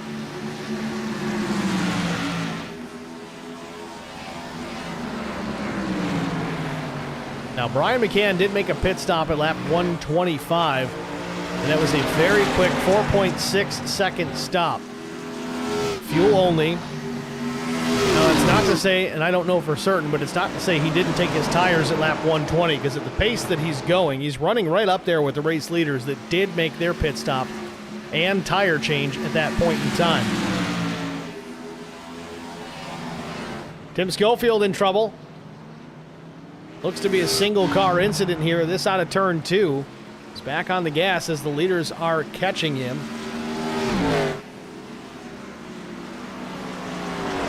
Quick look what happened here with Tim a moment ago. Schofield and Funkhauser. Tim was sliding up the track, really tried to pull her hard left to avoid contact. Tank slaps a little bit. Does he hit anything here? He's trying to avoid going into the pits, it looks like, but yeah, I think he gets her woed down. It was ugly, but it wasn't as bad as before. No damage on the 12, just some hurt feelings. So Brandon Mefford maintaining a 1.9 second lead over brother Chris Mefford. But the battle for second, hot and heavy yet again. Now it's Chris Mefford and Brian McCann instead of Neil Quick, but McCann jumps to the inside, still side by side. Back to the back straightaway out of turn number 2. Mefford about a foot off the wall on a 2. McCann doesn't have the pace to catch up, or at least pass the 46 completely. Has to tuck back in behind. Back to start finish here. Lap 154 up on the board. Chris Mefford still hanging on to P2.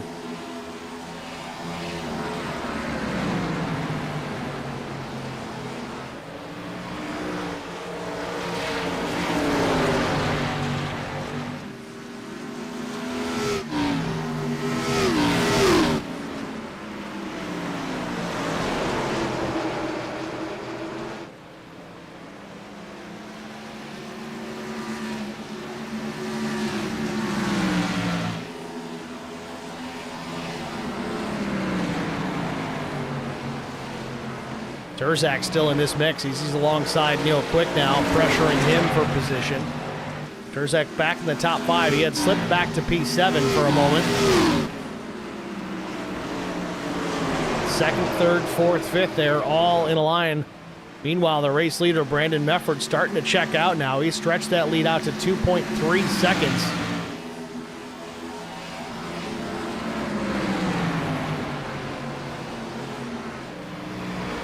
Neil Quick must have been saving. We've seen him do this quite a bit over the years. Almost play possum, but real loose off turn 2. Had to pull that wheel hard left to get it through the corner, that low of an exit.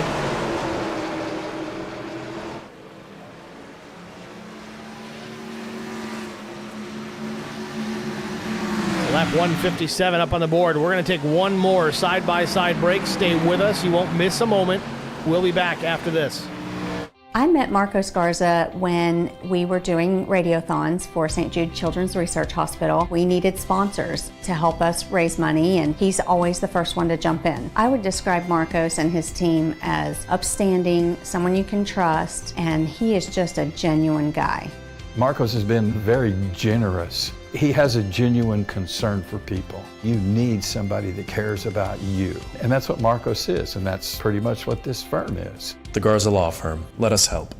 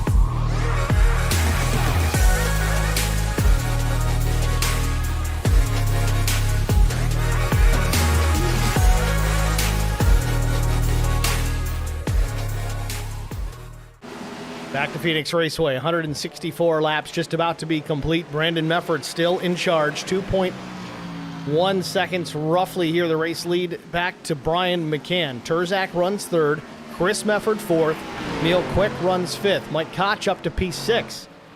Then it's Jesse King, Adam Pettit, Chris Wally, Matt Kopp, your top 10.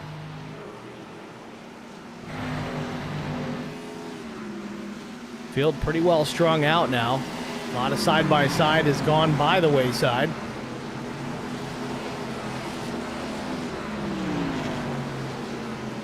Still expecting maybe one more pit stop before this one's over.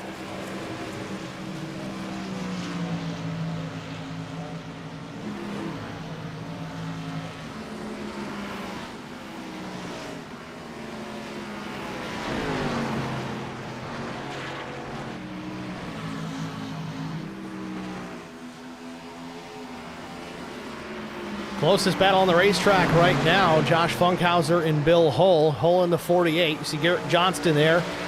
Johnston is one lap down. The first car one lap down, so still out there contending, trying to stay in that position just to not lose that lucky dog status. If the caution were to come back out, 15 would get that lap back and be right back in this. I'm saying there's a chance.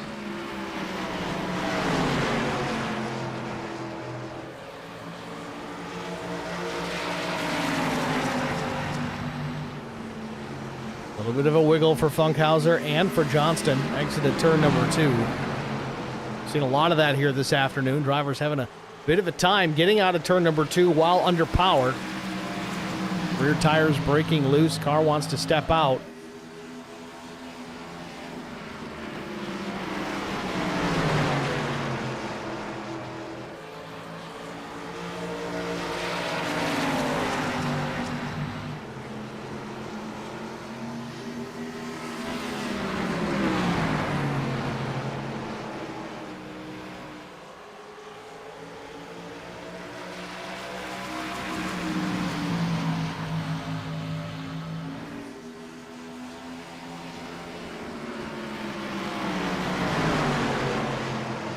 Ironically enough, Funkhauser and Bill Hull, though there's a car in between them, running almost identical lap times right now. 29:07 for Funkhauser and 08 for Hull. By comparison, race leaders last lap, 28:55. But I will also mention that Funkhauser and Hull did not take tires on that last pit stop. It was fuel only for them. So to see them in the back, it's not surprising because they are a little bit off sequence as far as tire strategy is concerned. But now Hull closing the gap here on Funkhauser. This could be a change of position as Funkhauser gets the wall a couple of times there. Entering into turn number 3, opens the door for the 48. Funkhauser up the racetrack.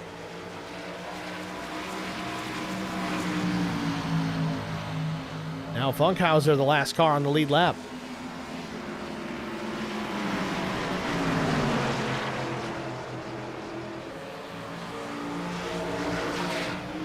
Battle for position here between Jesse King and Adam Pettit. This for the 7th spot. Still side by side. Zachary Cleek there in the mix, but Zach running 19th. 2 laps down.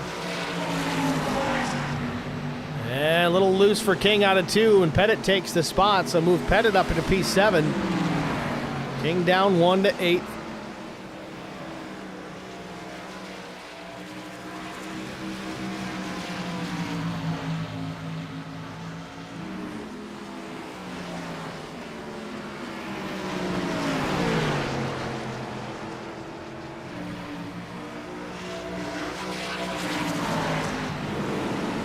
Oh, real loose out of 2 for King again. Chasing that race car. Very loose handling here as the run continues on. Remember, these guys last saw pit road about lap 120, lap 125, depending on the driver. 50 laps on a set of tires. They're starting to get worn. Interesting that they're building loose, at least out of turn number 2. We're seeing that quite a bit. More often than not, iRacing sets build on the tight side as the run goes on. But King, you see it there yet again. They're very loose on the exit of turn number 2. Still saves the race car. Might have scraped the right rear on the fence just a bit. And real loose again here, coming to the stripe. Jesse King's got his hands full.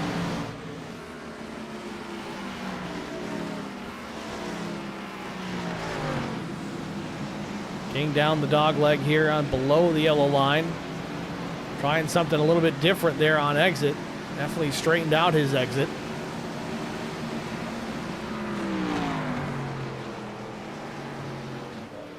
.25 laps to go. We continue to watch Jesse King just try to manhandle this race car in the 8th spot.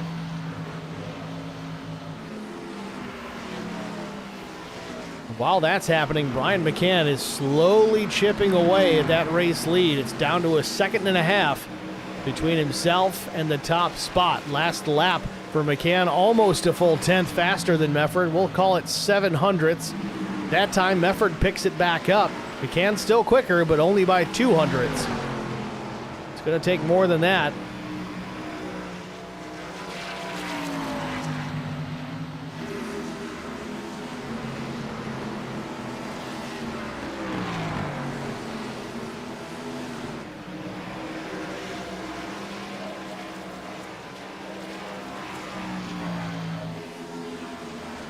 Wysocki and Funkhauser now battling it out. This now for the 13th position on the racetrack. Oh, real loose. Garrett Johnston saving the race car. Again, Johnston, first car 1 lap down in 15th. Still having a solid day, even considering.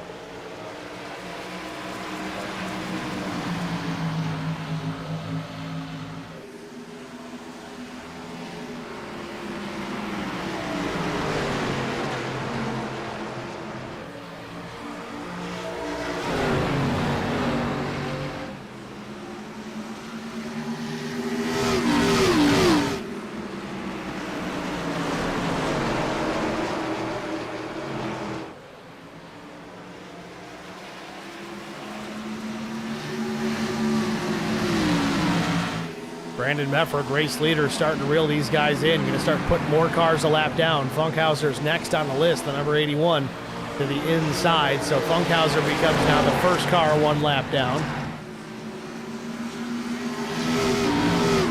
He's going to move Johnston back.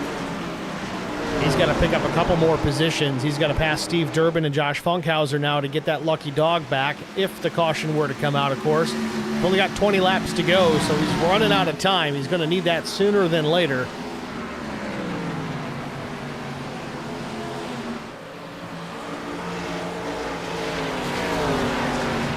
See, Brian McCann, though, has got it within 1.25 seconds. Brian's got to get through this lap traffic as well. The 81 and the 34, they're fighting for positions between each other. McCann just trying to get clear so he can keep running down Brandon Mefford. 19 to go as those two still battle in front of the 3. McCann gets clear of Funkhauser, now alongside and possibly clear of Wysocki.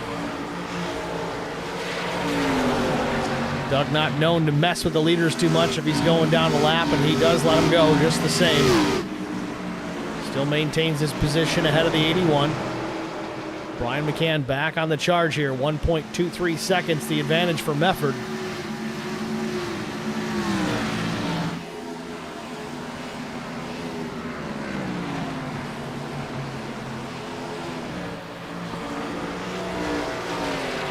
Oh, a little bit of contact. Funkhauser and Wysocki. Thought we were going to get a caution out of that. Wysocki still slow as Terzak's going to get by. So is the 45 of Todd Kleek.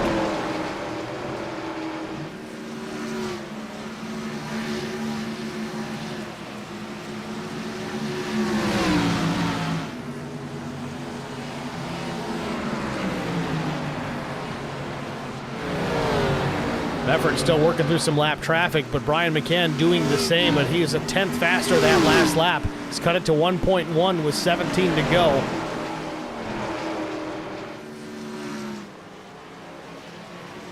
Mefford now clear of the 48.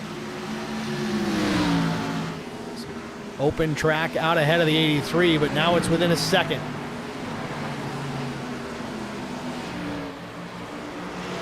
McCann McCann quicker again, a half-tenth faster than the 83.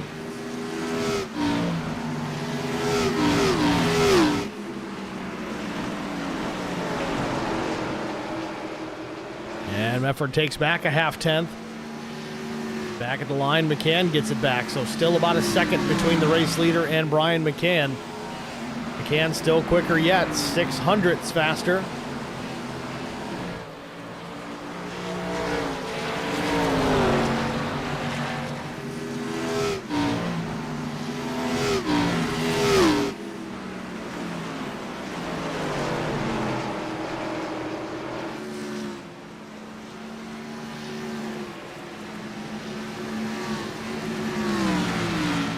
Fourteen laps remain for Brandon Mefford. Can he hold off? Can he maintain that deficit back to the 3 of Brian McCann? Brian's been fast today for sure. Mefford had the pace in qualifying, started 3rd. McCann started in 5th. But as this race winds down, McCann is on the button. He's getting closer each and every lap. Now it's 9/10. Almost a full 10th faster that time.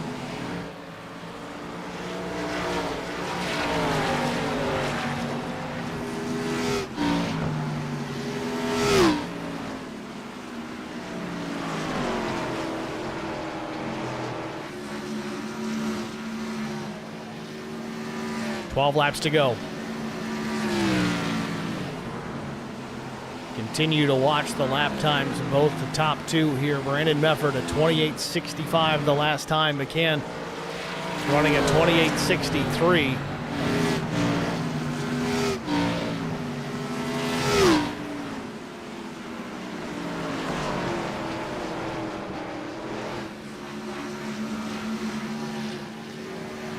I don't know if Brian's got enough in him right now. He might have just used up all he's got left to get there.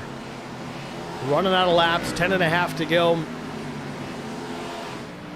We saw it so much tonight when you had 2 guys of relatively equal pace. The trailing driver could get there and maybe get alongside, but really couldn't do much with him as McCann actually runs a little bit slower this time.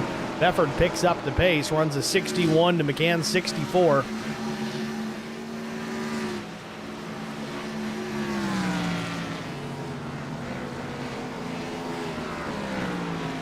Still 8.5 tenths back to McCann. 10 laps to go.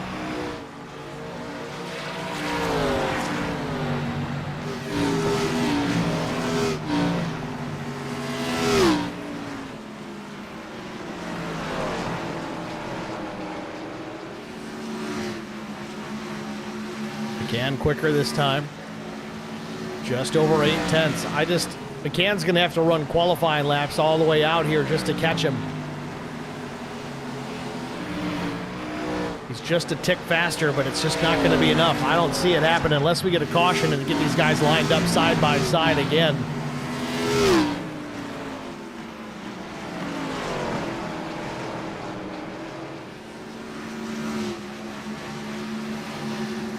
Effort at the line, 8 laps remain. I think Brandon has locked up the most laps led here tonight, unconfirmed, but it appears to be that is the case. He's pretty much been out in front here since lap 120.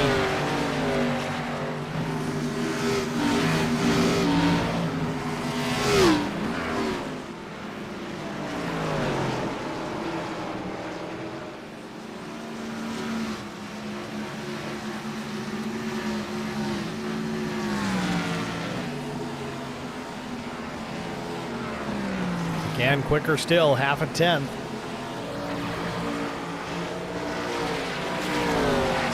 Now the race leader, Brandon Mefford, going to reel in some lap traffic. Larry Bruner next up.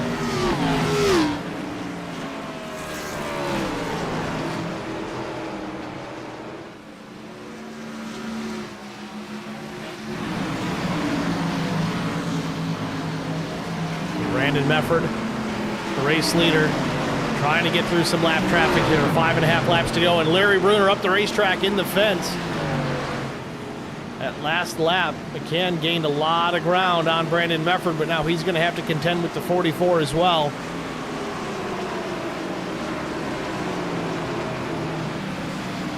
Bruner up the track again. Deficit now under 0.7 with 5 laps to go. Mefford's got some more lap traffic out in front.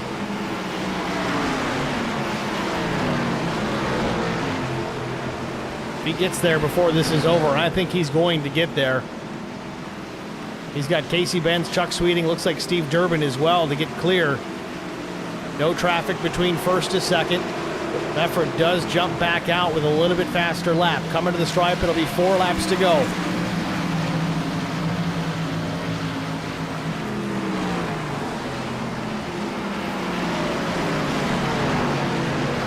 McCann slower by almost 0.5 this time. Mefford has caught this lap traffic. First on the list here, now it's Chuck Sweeting. Car length ahead of the race leader. 3.5 to go into turn number 3. Mefford goes to the bottom of the racetrack. Sweeting gives him plenty of room. Expect he'll do the same for Brian McCann. McCann up the racetrack. Unfortunately, he's going to get a lot of dirty air off that 57 machine. Drops it to the bottom of the racetrack through the dog leg. Now McCann up 2.5 tenths. Closes it to under 6 tenths, and he's just a few car lengths off the back bumper of Brandon Mefford here with just over 2.5 laps to go. Mefford could catch the next lap cars on the final lap. We might have a race after all. Brian McCann there now 0.5 second back at the stripe, 2 to go.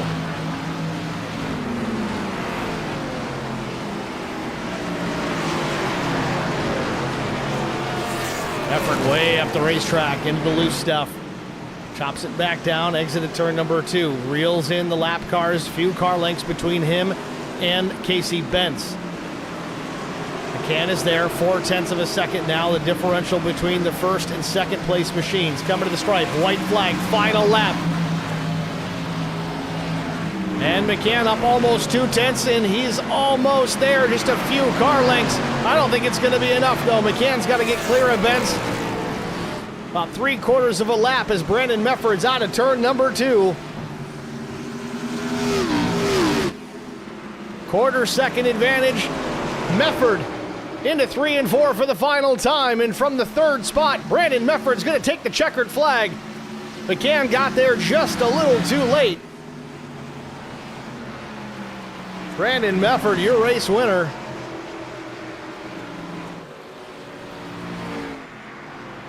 Tell you, it got a little dull there near the end, but man, Brian McCann was reeling him in. I don't know how many more laps it would have taken, but it wasn't going to be long.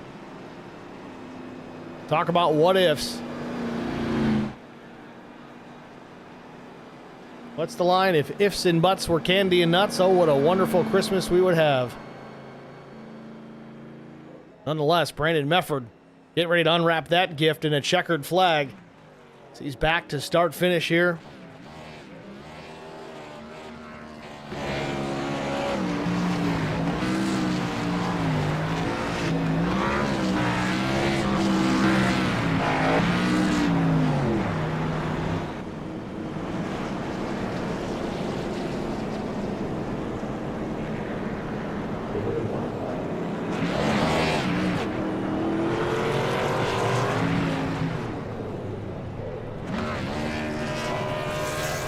Very happy Brandon Mefford parks it here at start finish. We're going to step aside here, get a short break out of the way. We'll be back with our top 3 after this. Stay with us.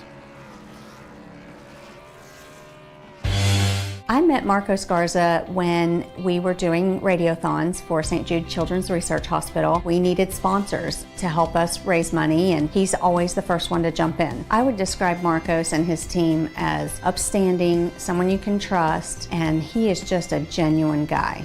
Marcos has been very generous. He has a genuine concern for people. You need somebody that cares about you. And that's what Marcos is, and that's pretty much what this firm is. The Garza Law Firm. Let us help.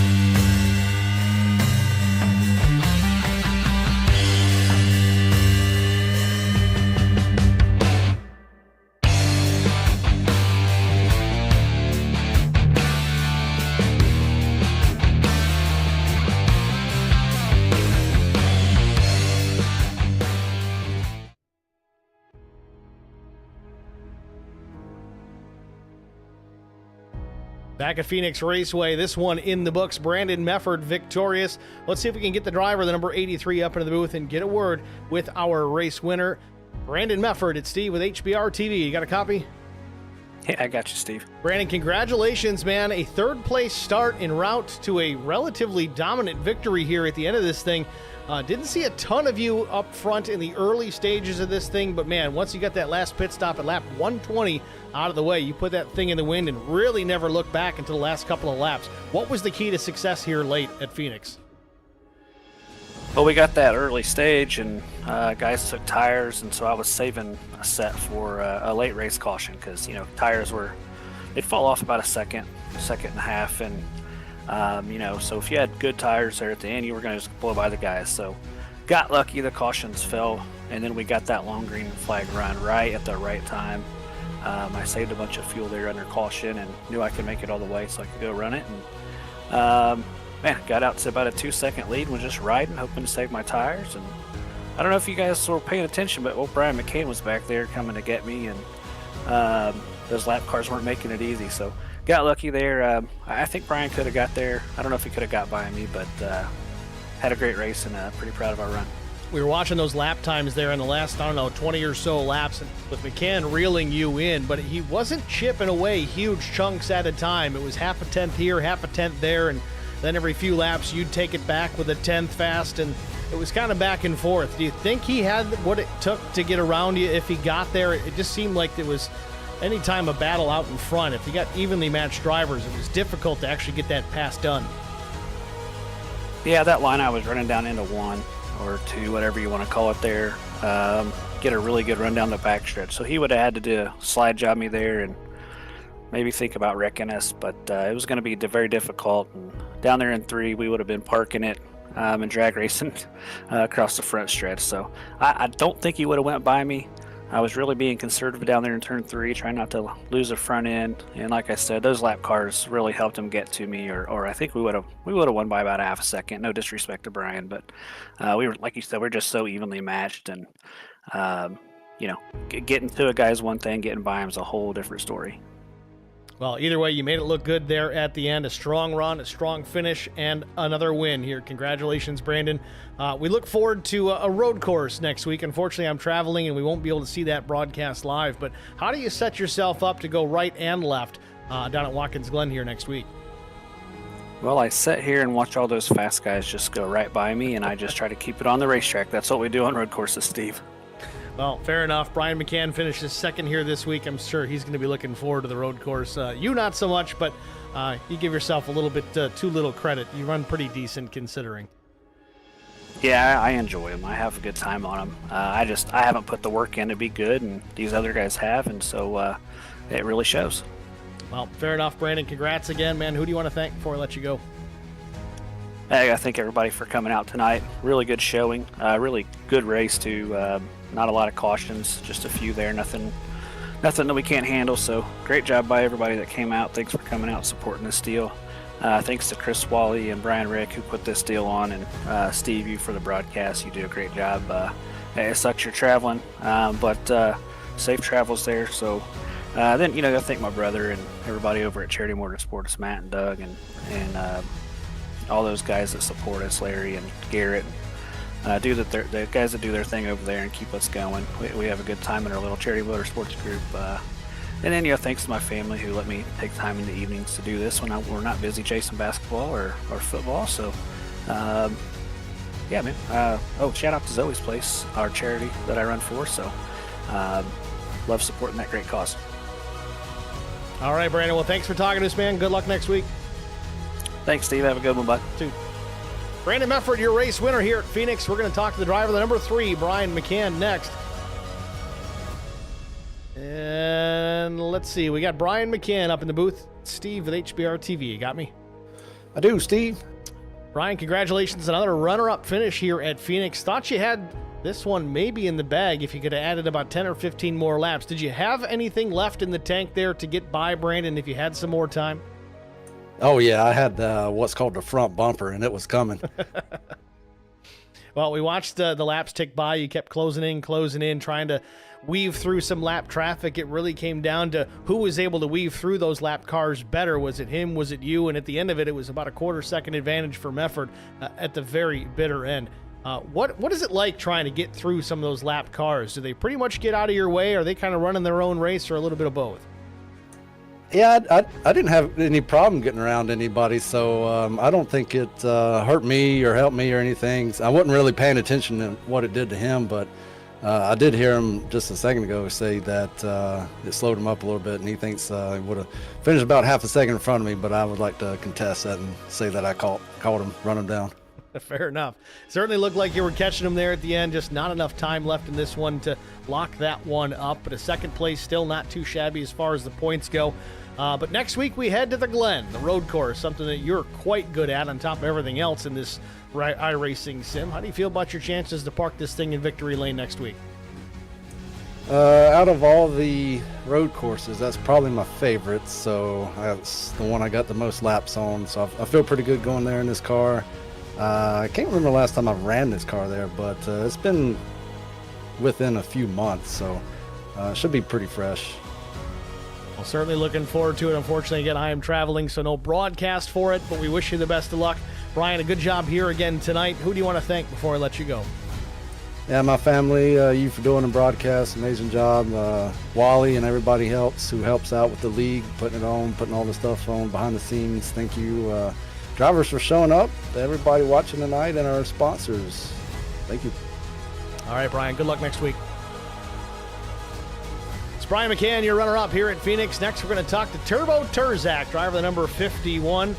Kyle Turzak was real strong early in this race, was pretty dominant, was driving away, but as the race progressed and things got a little hairy, wasn't able to get up there with the front and battle it out with Brian McCann or Brandon Mefford. But I think we got Kyle here. Kyle, it's Steve in the booth. You got me? Yes, sir. Kyle, congratulations, man. A third-place finish. I would say it's relatively well-earned. You really had to fight your way for it. As we talked, you were strong real early in this race. Just didn't quite seem to have the very long-run pace that we needed. What was the major issue there in that 51 machine tonight? I was just trying to save because I knew Mefford had that extra set of tires, and I just... during that last green flag run, I knew how to save, and then whatever happened there with Mefford, I had to go by then because I lost so much track position. And then when I got to third behind McCann, I started to save again, and then it was just too late. So just a bit too late, but I feel like if Mefford didn't have that extra set of tires, I feel like might have played out differently. With that said, you speak of Mefford. I think you're talking about Brandon, but we want to talk a little bit about Chris Mefford. You guys traded some paint here a couple of times tonight. Early on, he ended up getting the short end of the stick the first time, and then at the latter stages of it, you guys made some contact, shot you up the racetrack. You didn't get as much impact there, but what was going on with you two tonight? Was it some friendly rivalry? Is there something brewing there? Same thing every week. He just tries to get very aggressive, and it looked like he was going down to the apron, so I followed him, and then he stopped out of nowhere, and then he just came up my left rear like it wasn't there. But yeah, I mean, the race is like it every week, so you better figure it out, because if you're gonna hit me, I'm just gonna hit you 2 times harder, and one of these times he's just gonna be jumped. Well, with that said, we switch things up as far as the racetracks are concerned. We know you're good on these racetracks that are short, require some braking and things like that, but we go to a racetrack that requires a lot of braking, but also some right turns next week at Watkins Glen International. How do you feel about your chances at a solid run there? I don't really know. I've turned a lot of laps in the next gen there. I'm pretty good in the next gen. It's just, like, Xfinity car is so different than the next gen. It's just, I just got to make some laps on my own time, and then go next week and make every lap that I can. All right, Kyle. Well, again, congrats on the third place finish here tonight. Who do you want to shout out to? Yeah, I want to thank Chris for putting this on, even for the broadcast as always. I want to thank Crow Sim Shops for everything they do. RCAM set up shop, Team Watson set up shop, everybody back at home watching, and everybody who's watching on IROC TV. All right, Kyle. Good luck next week, man. Thanks for talking to us. Yeah, thank you.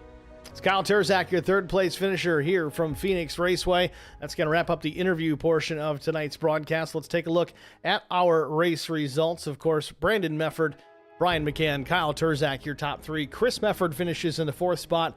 Neil Quick comes home in P5. Mike Koch is sixth. Adam Pettit, strong run. He didn't think he had a great run here tonight, or at least didn't expect to have a decent run. In seventh place, the top 10. Can't shake a stick at that one after starting. I think it was back in the 13th position tonight. Yes, indeed, that is the case. So solid run for Adam Pettit. Chris Wally, another good run for him as well, finishes 8th. Jesse King was the 9th place finisher. 10th went to Matt Kopp. Chuck Sweeting was 11th. Bill Hull was 12th. Josh Funkhauser was 13th. 14th went to Doug Wysocki. Steve Durbin was 15th. Todd Kleek finishes in the 16th spot. Garrett Johnston was 17th. Zachary Kleek 18th. 19th went to Tim Schofield. 20th, Casey Benz. 21st was Larry Bruner. And 22nd, 77 laps down, went to Daniel Dow. Tough break for him. He was very fast leading this race early on, and then an issue. He gets turned up the racetrack. Hard impact into the wall. Ended his night early. Tough night for Daniel Dow. That's going to wrap it up for us. Got to thank you guys all for tuning in, both IROC TV and HBR TV. If you haven't already done so, hit the thumbs up, the like button here. Help us out with that. It's free to do, but it helps us more than you know. It pushes the videos out to some broader audiences in the YouTube world. Get some fresh eyeballs, not only on the channel, but also on the league. It's a positive all the way around. And if you haven't already done so, very important, if you have not already done so, go ahead and click that subscribe button. Help us out there. We're on the road to 1,000 subscribers here. If we can get to it by the end of this year, I don't see it happening, but we can certainly try. If not, 1,000 in 2025 would be fantastic, and really excited to see that. So help us out if you can, if you didn't already do so, because if you did already do so and you click that button, well, you're going to unsubscribe, and we don't want to see the numbers go that way. So that's my spiel. I'm done. Thanks for watching, guys. Congrats again to Brandon Mefford taking the race win here at Phoenix. We'll see you guys in the next one. Have a good night.